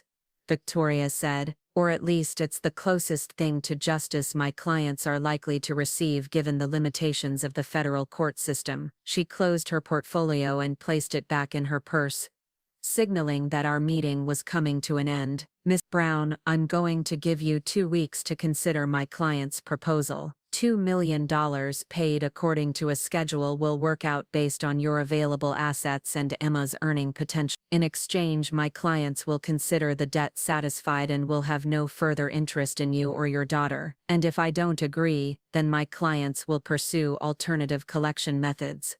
And I can't guarantee that those methods will be as civilized as this conversation has been. Victoria stood up from the table with the same practiced grace she'd displayed when arriving. It's been a pleasure meeting you, Mrs. Brown. I'll be in touch in 2 weeks to discuss your decision. She walked out of the coffee shop without looking back, leaving me alone with my untouched coffee and the growing realization that Emma and I had escaped from Marcus's immediate threats only to find ourselves targeted by people with far more resources and far fewer scruples. I sat in the coffee shop for another hour, trying to process what had just happened and figure out what to do next. Victoria's clients weren't criminals in the traditional sense. They were legitimate investors who'd been defrauded by Marcus and were now seeking recovery through methods that skirted the edges of legality without quite crossing into obvious criminal behavior. The sophisticated nature of their approach made it clear that these weren't street-level loan sharks or traditional organized crime figures. These were wealthy, educated people who understood how to use legal and bureaucratic systems to apply pressure without leaving obvious evidence of misconduct. They could make our lives miserable in ways that would be difficult to prove and impossible to prosecute. When I finally left the coffee shop and drove home, I was hyper-aware of every car behind me, every person who seemed to be paying attention to my movement. Victoria's revelation that we'd been under surveillance had shattered the sense of safety we'd begun to rebuild, and I realized that our ordeal was far from over. Emma was waiting for me when I got back to the apartment, and she immediately knew something was wrong. "Mom, what happened? You look like you've seen a ghost." I told her about Victoria's visit, the demand for $2 million, and the threats of ongoing harassment if we refused to pay. Emma listened in growing horror, and by the time I finished explaining the situation, she was pale and shaking. "They want us to pay Marcus's debts," Emma said. "Mom, that's not how the law works. We're not responsible for crimes we didn't commit." According to Victoria, her clients aren't interested in what the law said. They're interested in getting their money back from whoever they can reach. And Marcus made sure they could reach us by using our existence as part of his sales pitch. Emma sank into the couch and put her head in her hands. "I thought it was over. I thought once Marcus was arrested and his criminal associates were in custody, we'd finally be safe." "So did I said, sitting beside her and taking her hand. "But it seems like Marcus's fraud created more enemies than we realized. What are we going to do?" It was a good question, and I didn't have a good answer. $2 million was an impossible sum for us to raise, but Victoria's threats of ongoing harassment were equally impossible to ignore. These people had already demonstrated that they had the resources to watch us and the connections to access our personal information. If they decided to make our lives difficult, they could probably succeed without ever doing anything obviously illegal. "We need help," I said finally. "Professional help from people who understand how to deal with this kind of situation." I called Ray that evening and explained what had happened with Victoria Ashford. He listened without interrupting, asking only a few clarifying questions about the specifics of her threats and demands. "Lessie, this is more serious than I initially thought," Ray said when I finished. "These people aren't just angry investors, they're sophisticated actors who know how to exploit legal gray areas to apply pressure without technically breaking the law." "What do you mean?" "Victoria Ashford isn't some random lawyer representing defrauded investors. She's a specialist in asset recovery who works for ultra-high net worth individuals who want results regardless of legal nicety. Her clients probably include foreign investors, offshore shell companies, and other entities that can't easily pursue recovery through traditional court systems. Are you saying they're criminal? I'm saying they're people who operate in spaces where the line between legal and illegal gets very blurry. Ray said they probably have legitimate investment losses, but they also probably have reasons for avoiding traditional legal remedies that go beyond simple impatience with the court system. What does that mean for Emma and me? It means you're dealing with people who have unlimited resources and very few scruples about how they use them, Ray said grimly. But it also means they have vulnerabilities if we can figure out how to exploit them. What kind of vulnerability? People who operate in legal gray areas usually have something to hide, Ray explained. If Victoria's clients were completely legitimate, they'd be pursuing recovery through the federal bankruptcy court like everyone else. The fact that they're approaching you directly suggests they have reasons for wanting to avoid official scrutiny. Ray agreed to meet with us the next day to discuss our options and develop a strategy for dealing with Victoria's demand. In the meantime, he advised us to document everything, avoid being alone in public places, and vary our daily routines to make surveillance more difficult. That night, Emma and I barely slept. Every sound in the hallway made us jump.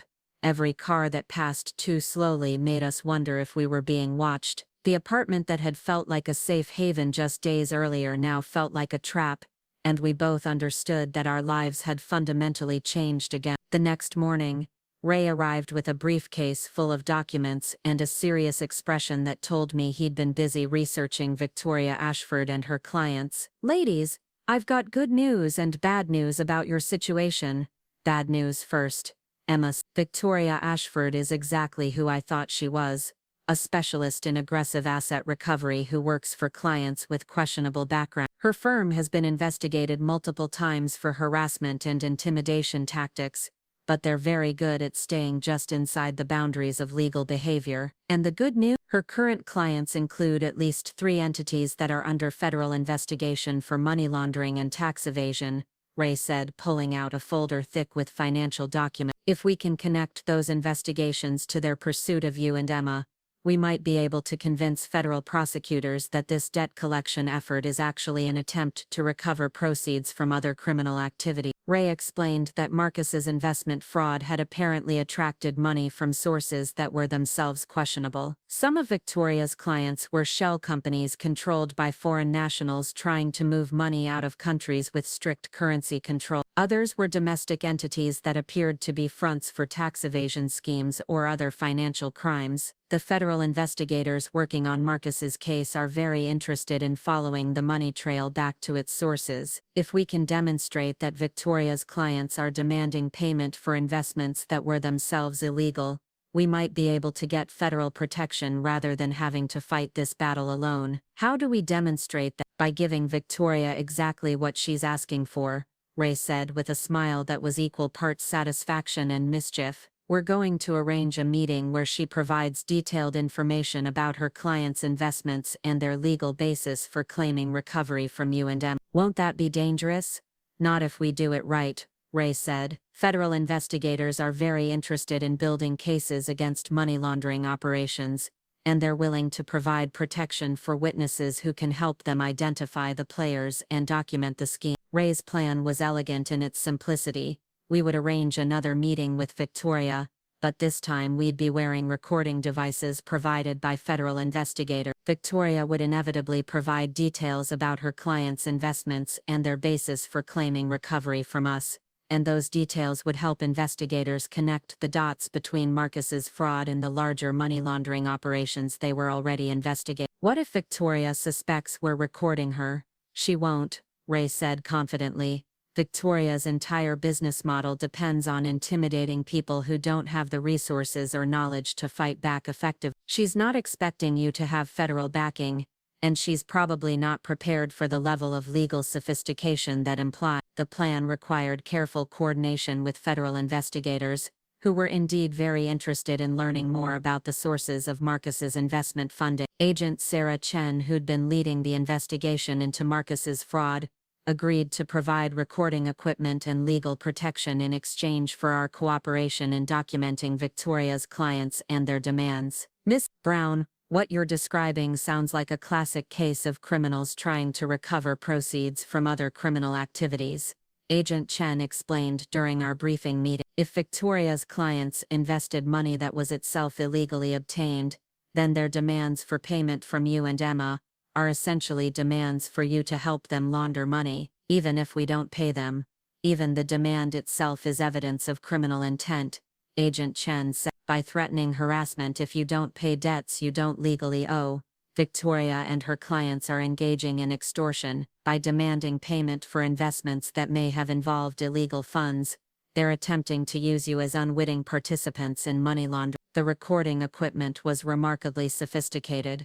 Tiny devices that looked like ordinary jewelry but could capture hours of conversation with perfect clarity. Agent Chen's team also provided backup surveillance to ensure our safety during the meeting, and to document any additional evidence of criminal behavior. I called Victoria's office and requested another meeting, explaining that Emma and I had discussed their proposal, and were prepared to negotiate terms for repayment. Victoria agreed to meet us at the same coffee shop, and her eagerness to discuss details suggested that she believed we were ready to capitulate to her demand. The second meeting with Victoria was scheduled for a Thursday afternoon, giving Agent Chen's team 2 days to prepare surveillance and coordinate with other federal investigators who might be interested in the evidence we collected. Emma and I spent those 2 days practicing natural conversation while wearing the recording devices, making sure we could elicit the information federal investigators needed, without appearing suspicious. On Thursday morning, Agent Chen's team conducted a final briefing to review our objectives and safety protocol. The primary goal was to get Victoria to provide specific details about her clients' identities, the amounts they'd invested with Marcus, and their legal basis for claiming recovery from Emma and me. Secondary objectives included documenting any threats or admissions of surveillance activity. Remember, your safety is the priority, Agent Chen emphasized. If Victoria becomes suspicious or aggressive, end the meeting immediately. We'll have agents positioned around the coffee shop, and we can intervene within seconds if necessary. Emma was nervous but determined. Agent Chen, what happens after we get this evidence? Will Victoria and her clients just give up and leave us alone? If the evidence supports federal charges, they'll have much bigger problems to worry about than collecting debts from you, Agent Chen. Money laundering and extortion charges carry serious prison time, and people facing those kinds of charges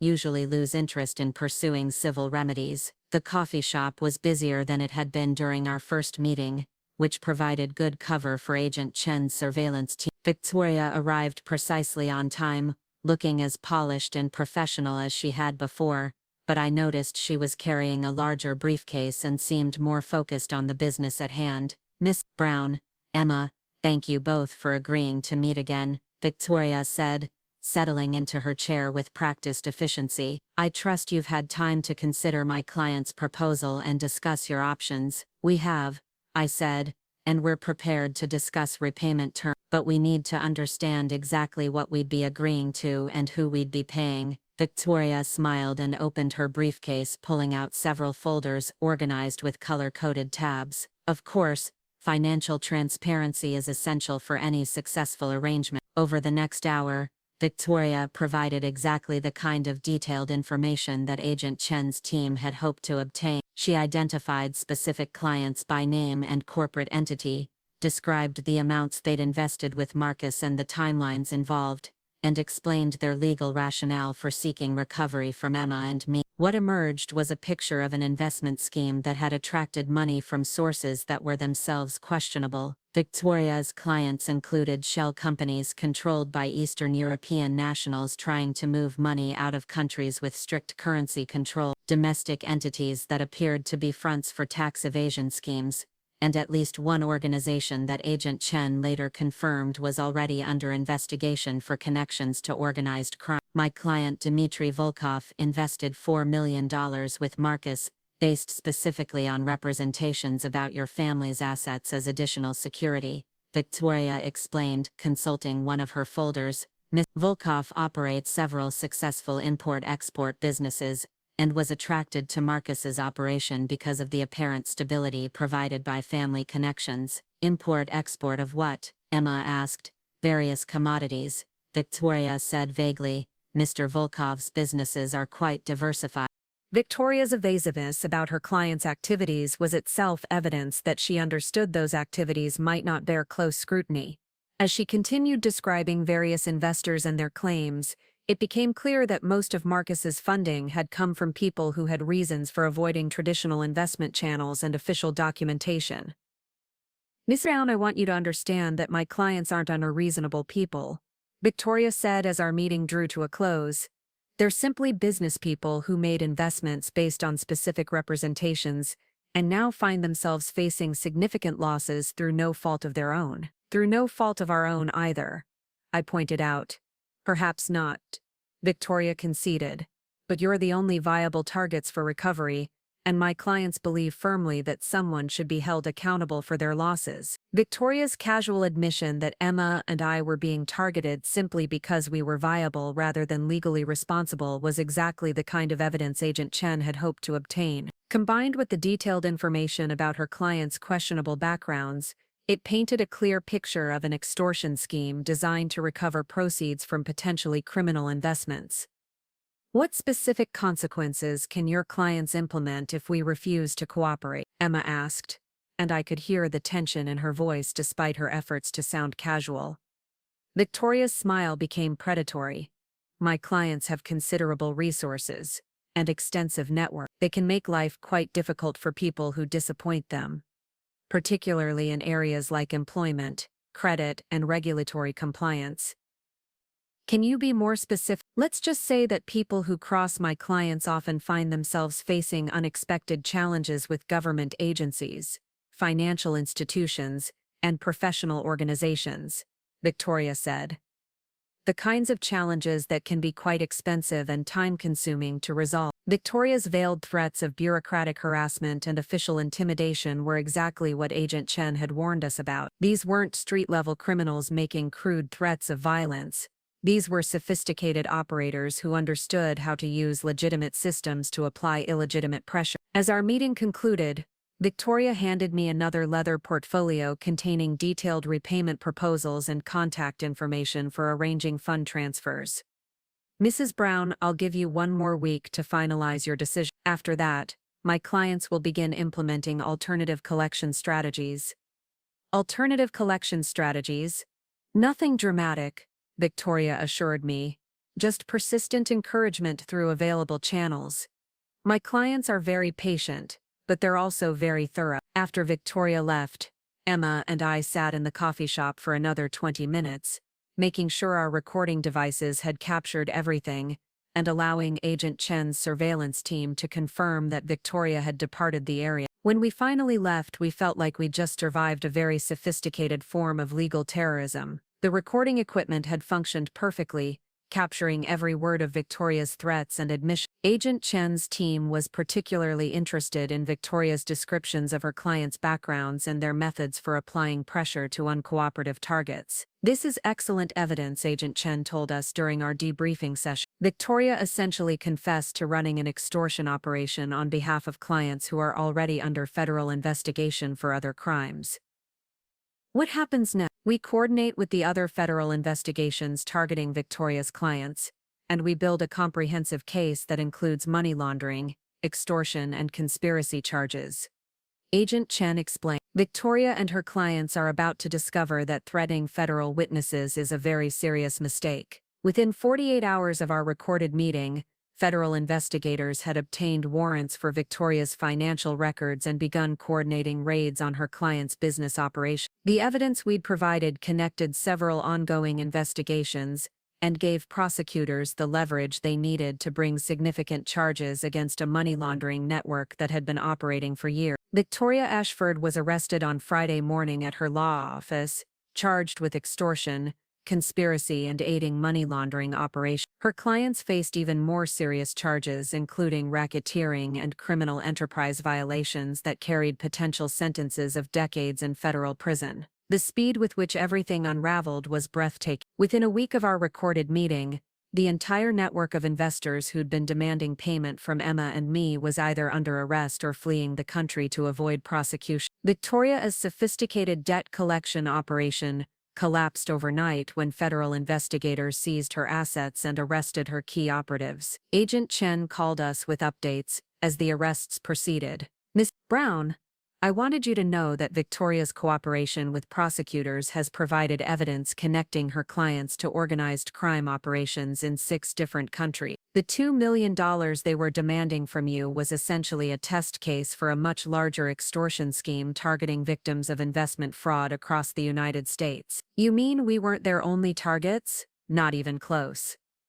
Agent Chen said Victoria's operation was systematically targeting families of convicted fraudsters, demanding payment for debts they didn't legally owe, and threatening harassment if they refused. You and Emma were just the most recent victims of a scheme that had been operating for over 2 years. The revelation that we'd been part of a much larger criminal operation was both horrifying and oddly comforting. Horrifying because it meant Victoria's threats had been very real and backed by significant resources, but comforting because it meant our resistance had helped expose and stop a scheme that was hurting many other innocent people. Emma and I testified before a federal grand jury about our experiences with Victoria and her clients, providing evidence that helped prosecutors secure indictments against multiple defendants on charges ranging from extortion to money laundering to criminal enterprise violation. The testimony was difficult emotionally, but it was also empowering to finally have our experiences validated by a legal system that recognized us as victims rather than potential accomplices. Victoria Ashford ultimately pled guilty to federal extortion and conspiracy charges in exchange for a reduced sentence and cooperation with ongoing investigations into international money laundering operations. Her clients received much harsher sentences, with several facing decades in federal prison for their roles in organized criminal enterprises. The legal resolution of our case provided closure,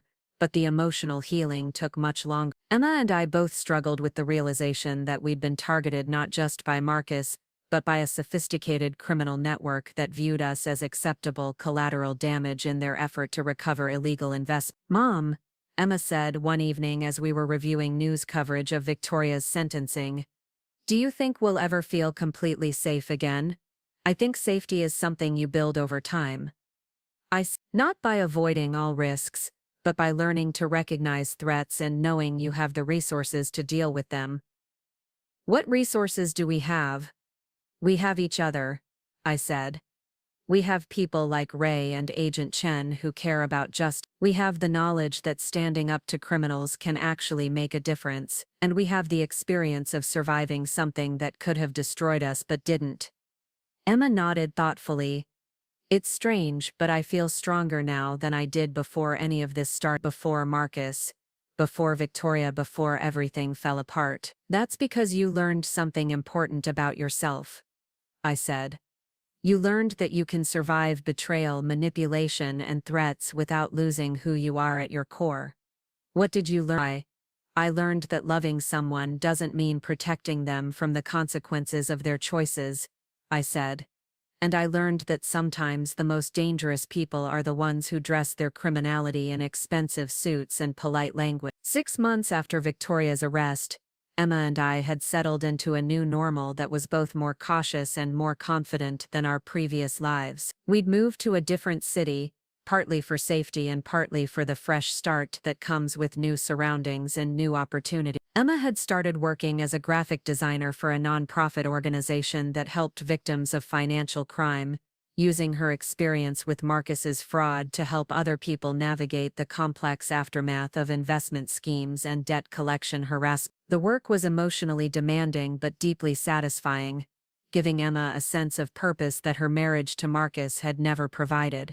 I'd found part-time work at a local hospital, discovering that retirement wasn't nearly as appealing as staying engaged with meaningful work and human connection. The nursing skills I'd developed over 40 years translated well to helping patients and families cope with medical crises, and the experience of surviving Marcus and Victoria had given me new insights into resilience and recovery. Our relationship, which had been damaged by Marcus's manipulation and isolation tactics, had emerged stronger than it had ever been. We'd learned to communicate more directly about problems and concerns, and we'd developed the kind of trust that comes from surviving serious threats together. Mom, Emma said one evening as we were making dinner in our new kitchen, I've been thinking about something Agent Chen said during one of our interviews. What was that? She said that victims of sophisticated criminals often blame themselves for being deceived, but that the real responsibility lies with the criminals who study human psychology specifically to exploit people's natural inclinations to trust and love. That sounds right to me. It made me realize that Marcus didn't succeed in manipulating me because I was weak or stupid,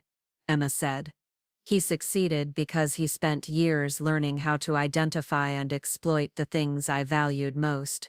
Love, loyalty, family, security. Those aren't weaknesses, sweetheart. Those are some of your greatest strengths. That's what I'm finally starting to understand, Emma said. Marcus and Victoria both tried to use my love for you against me, but in the end, that love was what saved us both. Looking at my daughter's face, seeing the confidence and clarity that had replaced the fear and confusion of her marriage to Marcus, I realized that our ordeal had ultimately accomplished something neither Marcus nor Victoria had intended. It had shown us exactly how strong we were when we faced threats together, and it had taught us that real love doesn't require choosing between loyalty and safety. The criminal cases against Marcus, Victoria, and her clients continued to unfold over the following year, providing a steady stream of reminders about the scope of the schemes we'd escaped. Marcus received a reduced sentence in exchange for his cooperation, but he was still facing 8 years in federal prison. Victoria received 5 years for her role in the extortion scheme. Her clients faced much harsher sentences,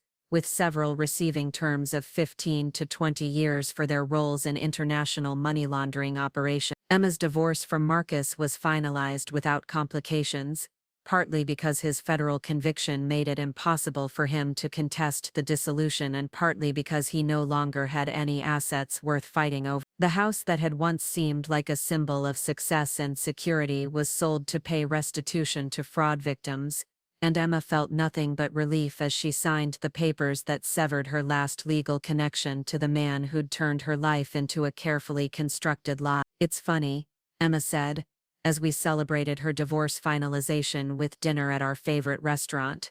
"I thought I'd be sadder about the end of my marriage, but all I feel is free." "That's because it wasn't really a marriage," "It was a performance Marcus wrote and directed, with you playing a role you never auditioned for." "What about you?" Emma asked. "Do you have any regrets about how we handled everything?" I thought about the question seriously. There were certainly things I could have done differently, warning signs I could have recognized sooner, questions I could have asked more directly, professionals I could have consulted earlier in the process. But ultimately I was proud of how we'd responded to extraordinary circumstances with courage and integrity. The phone call came on a Tuesday morning exactly 1 year after Marcus's sentence. I was watering plants on the balcony of our new apartment when Emma answered her cell phone with the kind of professional greeting she used for work calls. But something in her voice changed after just a few seconds, and when I looked through the sliding door, I could see her face had gone completely white. "Mom," she called, her voice trembling, "you need to hear this." The caller was Detective Patricia Novak from the County Sheriff's Department, and her news was both shocking and somehow inevitable. Marcus Wellington had been found dead in his federal prison cell that morning, an apparent suicide by hanging using bedsheets twisted into a makeshift rope. "Miss Reynolds, I know this is difficult news," Detective Novak said when Emma put the call on speaker, "but there are some circumstances surrounding your ex-husband's death that we need to discuss with both of you." "What kind of circumstances?" I asked. "Mr. Wellington left behind several letters, including one addressed specifically to you and your mother, but more importantly, he appears to have been in contact with individuals who may pose a continued threat to your safety." The words hit me like ice water. We'd believed that Marcus's imprisonment and the dismantling of Victoria Ashford's extortion network had finally put us beyond the reach of anyone who might blame us for his crimes. The idea that his death might actually increase our danger had never occurred to either of us. Detective Novak explained that prison officials had discovered evidence of ongoing communication between Marcus and individuals connected to some of the criminal organizations that had invested money in his fraudulent schemes. Despite being in federal custody, Marcus had apparently been providing information about other potential targets for debt collection, including detailed personal information about Emma and me. Detective Novak, are you saying Marcus was still working with criminals even from prison? Emma asked. We believe he was trading information about other fraud victims in exchange for protection from inmates who might have wanted to harm him for his cooperation with federal prosecutors, Detective Novak explained. Unfortunately, that protection arrangement appears to have fallen apart recently. The implication was clear. Marcus hadn't committed suicide out of remorse or despair. He'd been killed by people who no longer found his information valuable enough to justify keeping him alive, and now those same people might view Emma and me as loose ends that needed to be addressed. Detective Novak arranged to meet us that afternoon at the sheriff's department to review the evidence they'd collected and discuss security measures. The drive to the meeting felt surreal, like we were somehow traveling backward in time to the period when our safety was constantly in question. The sheriff's department was a modern building that managed to feel both secure and welcoming, but I couldn't shake the feeling that we were walking back into a nightmare we'd thought was finally over. Detective Novak turned out to be a woman in her 40s with short gray hair and the kind of direct manner that suggested extensive experience with serious crimes. Ladies, I want to start by showing you the letter Marcus left for you, because it contains information that may be relevant to your safety, Detective Novak said, handing Emma a sealed envelope with both our names written on the front in Marcus's familiar handwriting. Emma opened the letter with shaking hands and read it silently before passing it to me. Marcus's final message was a combination of apology and warning that left me feeling sick to my stomach. Emma and Lessie, I know you have every reason to hate me, and I know my apologies mean nothing after everything I've put you through, but I need you to understand that my death means you're both in more danger than you realize. The people I've been providing information to aren't going to just disappear because I'm gone. They have detailed files on both of you, and they believe you know things about my operations that could be valuable to law enforcement. I tried to convince them you were innocent bystanders, but they think I was lying to protect you. Please be careful. Please get help. Please don't trust anyone who approaches you claiming to have information about my death or my cases. I loved you both, even though I showed it in terrible ways. Marcus, what kind of information do these people think we have? I asked Detective Novak. Marcus was involved in money laundering operations that extended far beyond the investment fraud he was convicted for, she explained. Federal investigators believe he had knowledge of criminal enterprises operating in multiple states, possibly multiple countries. These organizations may believe that Marcus shared sensitive information with his family members as a form of insurance policy, but he didn't share anything with us, Emma said. We barely spoke to him after his arrest, and when we did, it was only about divorce proceedings. I believe you, Detective Novak said, but these aren't people who operate on the basis of reasonable doubt. They tend to eliminate potential threats first and verify information later. Detective Novak spread several photographs across the conference table, showing us faces of individuals who'd been identified as associates of the criminal organizations Marcus had been involved with. Some of the faces looked like typical criminals from movies or television shows, but others looked like ordinary business people or professionals who could blend into any environment. These individuals have been spotted in your current city within the past 2 weeks, Detective Novak. We believe they're conducting surveillance and preparing to make contact with you. The photographs made our situation feel suddenly and terrifyingly real. These weren't abstract threats or distant possibilities.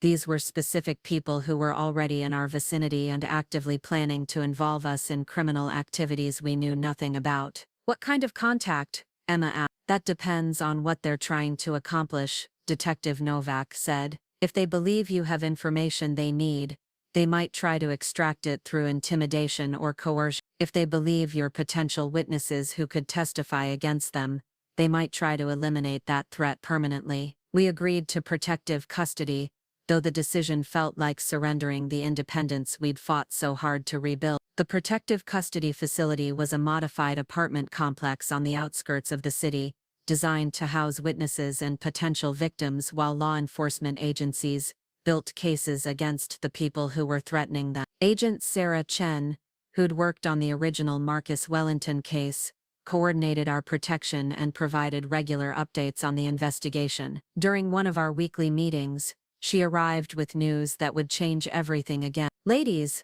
I have good news," she said, settling into her usual chair in our apartment's living room. "We arrested 4 individuals yesterday who were planning to kidnap you and use torture to extract information they believed you had about Marcus's money laundering operation." The casual way she delivered such shocking news took my breath away. They were planning to torture us. They were planning to do whatever they thought was necessary to get information about offshore accounts and cryptocurrency wallets they believed Marcus had told you about, Agent Chen explained. "Fortunately, we were monitoring their communications and were able to intervene before they could act on their plans." Emma sank into the couch like her legs had given out. "Agent Chen, we don't know anything about offshore accounts or cryptocurrency. Marcus never told us anything about his financial operations." "I know that, and you know that, but these individuals were convinced that Marcus must have shared critical information with his family members as an insurance policy," Agent Chen. "They were prepared to spend considerable time and effort trying to extract that information." The arrests led to a cascade of additional investigations and prosecution. Agent Chen explained that Marcus's death had apparently triggered a scramble among various criminal groups to recover money and information they believed he'd hidden from them. "Our case had provided law enforcement with access to communications and documents that revealed the structure and activities of criminal organizations operating across multiple states. Marcus was involved in much more than simple investment fraud," Agent Chen told us. "He was laundering money for drug trafficking organizations, arms dealers, and human trafficking operations." His death created a power vacuum that multiple criminal groups were trying to fill. Over the following weeks, federal and local law enforcement agencies arrested 17 individuals connected to the criminal organizations that had been targeting us. The communications they'd intercepted suggested that our case was no longer a priority for any remaining criminal groups. "The consensus among federal prosecutors is that you're no longer facing an active threat," Agent Chen said during what would be our final meeting in protective custody. "The people who believed you had information about Marcus's operations have either been arrested or have moved on to other priorities." "Does that mean we can leave protective custody?" "It means you can leave protective custody," Agent Chen confirmed, "but we'll continue monitoring for any signs that new threats might emerge. And we'll want you to remain available for testimony as these cases proceed through the court system." The prospect of leaving protective custody and returning to normal life was both exciting and terrifying. We'd spent weeks in a controlled environment where our safety was managed by professionals, and the idea of being responsible for our own security again felt overwhelming. Emma and I spent our last night in protective custody, talking about what we'd learned and what we wanted our lives to look like going forward.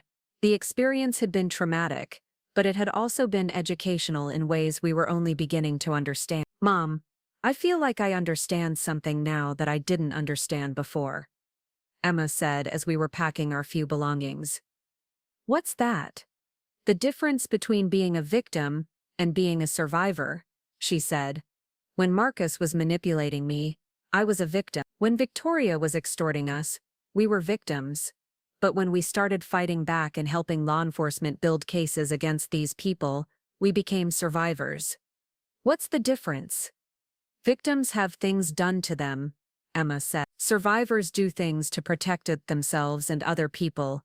We're not victims anymore, Mom. We're survivors who know how to fight back when people try to hurt us." Looking at my daughter's face, seeing the strength and confidence that had emerged from our ordeal, I realized that she was absolutely right. We'd been transformed by our experiences with Marcus, Victoria, and the criminal organizations that had targeted us. We were no longer the naive, trusting people who could be easily manipulated or intimidated. "Emma, what do you want to do now that we're free to rebuild our lives again?"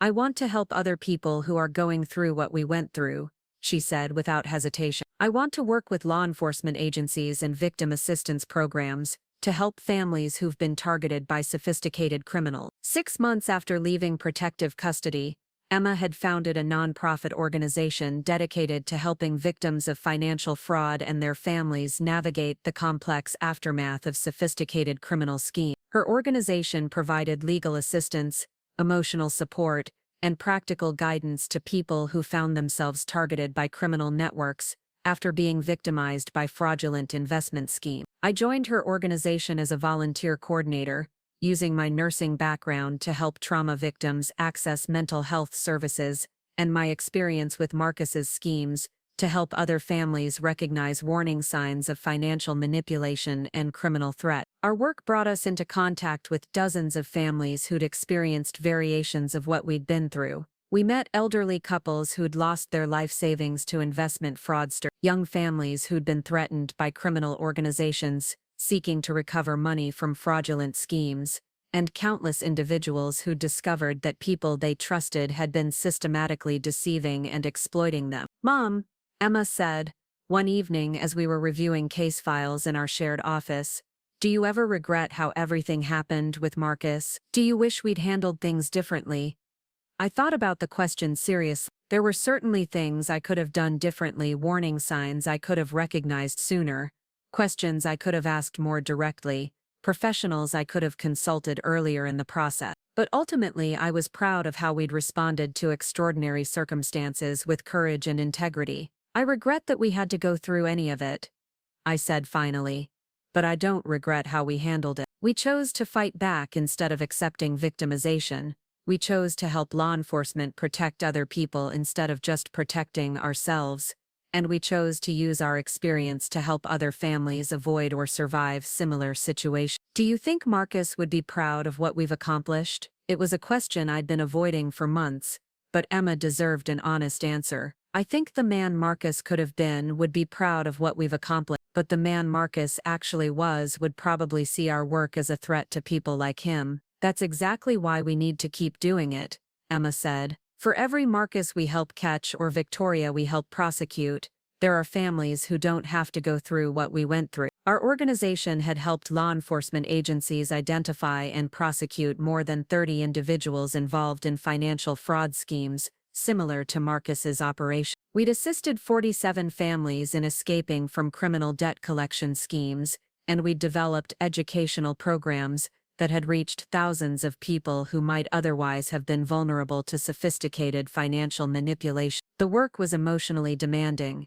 but it was also deeply satisfying in ways that neither Emma nor I had anticipated. Every family we helped protect from criminal organizations, every successful prosecution we assisted with, every educational program that prevented someone from being victimized felt like justice not just for us, but for everyone who'd been hurt by people like Marcus and Victoria. 1 year after founding our organization, Emma received a call from Agent Chen with news that brought our story full circle. Victoria Ashford had been released from federal prison after serving her reduced sentence, and she'd contacted the FBI requesting a meeting with us. She claims she has information about other criminal organizations that are targeting fraud victims' families, Agent Chen explained. She wants to cooperate with ongoing investigations, and says she specifically wants to apologize to you and Emma for her role in the extortion scheme. "Is it safe?" Emma asked. "We'll provide full security for the meeting," Agent Chen said. "But the decision is entirely yours. Victoria can provide her information to us whether you agree to meet with her or not." Emma and I discussed the request for several days before deciding to meet with Victoria. We were curious about what she might have learned during her imprisonment, and we wanted to look her in the eye as the people we'd become rather than the victims she'd tried to exploit. The meeting took place in a secure conference room at the federal building, with Agent Chen and 2 other law enforcement officers present as witnesses and security. Victoria looked older and more tired than she had during our previous encounters, and her expensive clothes had been replaced by simple, conservative attire that made her appear less intimidating. "Mrs. Brown, Emma, thank you for agreeing to meet with me," Victoria said, and her voice carried none of the calculated confidence I remember. "I know I have no right to ask for your forgiveness, but I wanted you to know that my time in prison helped me understand the full scope of the damage my actions caused. What kind of damage? Emma asked. Not just to you, but to dozens of other families who were targeted by the criminal organizations I was working for, Victoria said. I learned that my debt collection schemes were part of a much larger network of criminal enterprises that were systematically exploiting fraud victims and their families. Victoria spent the next hour providing detailed information about criminal organizations that were continuing to target families affected by financial fraud. Her information led to additional investigations and prosecutions that protected many other potential victims from experiencing what Emma and I had endured. As our meeting concluded, Victoria made one final statement that stayed with me long after we'd left the federal building. Mrs. Brown, Emma, I want you to know that your refusal to be intimidated and your willingness to fight back probably saved dozens of other families from being victimized by the organizations I was working for. When word spread through criminal networks that you'd successfully cooperated with law enforcement to prosecute debt collectors, many other operations decided that targeting fraud victims' families was too risky to continue. Walking out of the federal building that day, Emma and I both felt like we'd finally reached the end of a journey that had begun with a simple request for a holiday visit and a loan co-signature. We'd survived fraud, extortion, death threats, kidnapping plots, and criminal prosecution. We'd lost our innocence and our illusions, but we'd gained something much more valuable: the strength to fight back against people who prey on others, and the wisdom to recognize danger before it could destroy us. Mom, Emma said, as we drove home from our meeting with Victoria, I finally understand what this whole experience was really about. What was it about?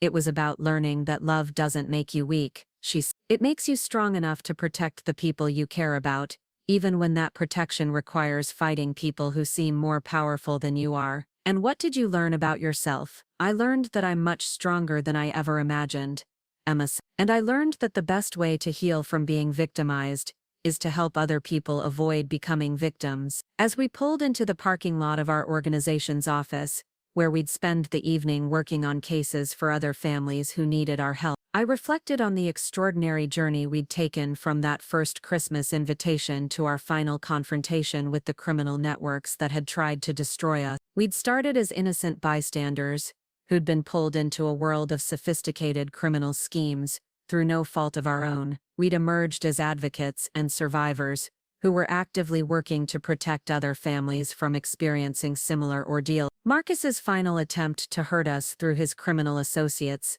had instead provided us with the knowledge and experience we needed to become a force for justice and protection in the lives of other vulnerable people. It was, in the strangest possible way, the perfect ending to a story that had begun with manipulation and betrayal but concluded with empowerment and service to others. We'd learned that real strength comes not from avoiding danger, but from facing it with courage and using the experience to help other people survive similar challenges. Up next, you've got 2 more standout stories right on your screen. If this one hit the mark, you won't want to pass these up. Just click and check them out.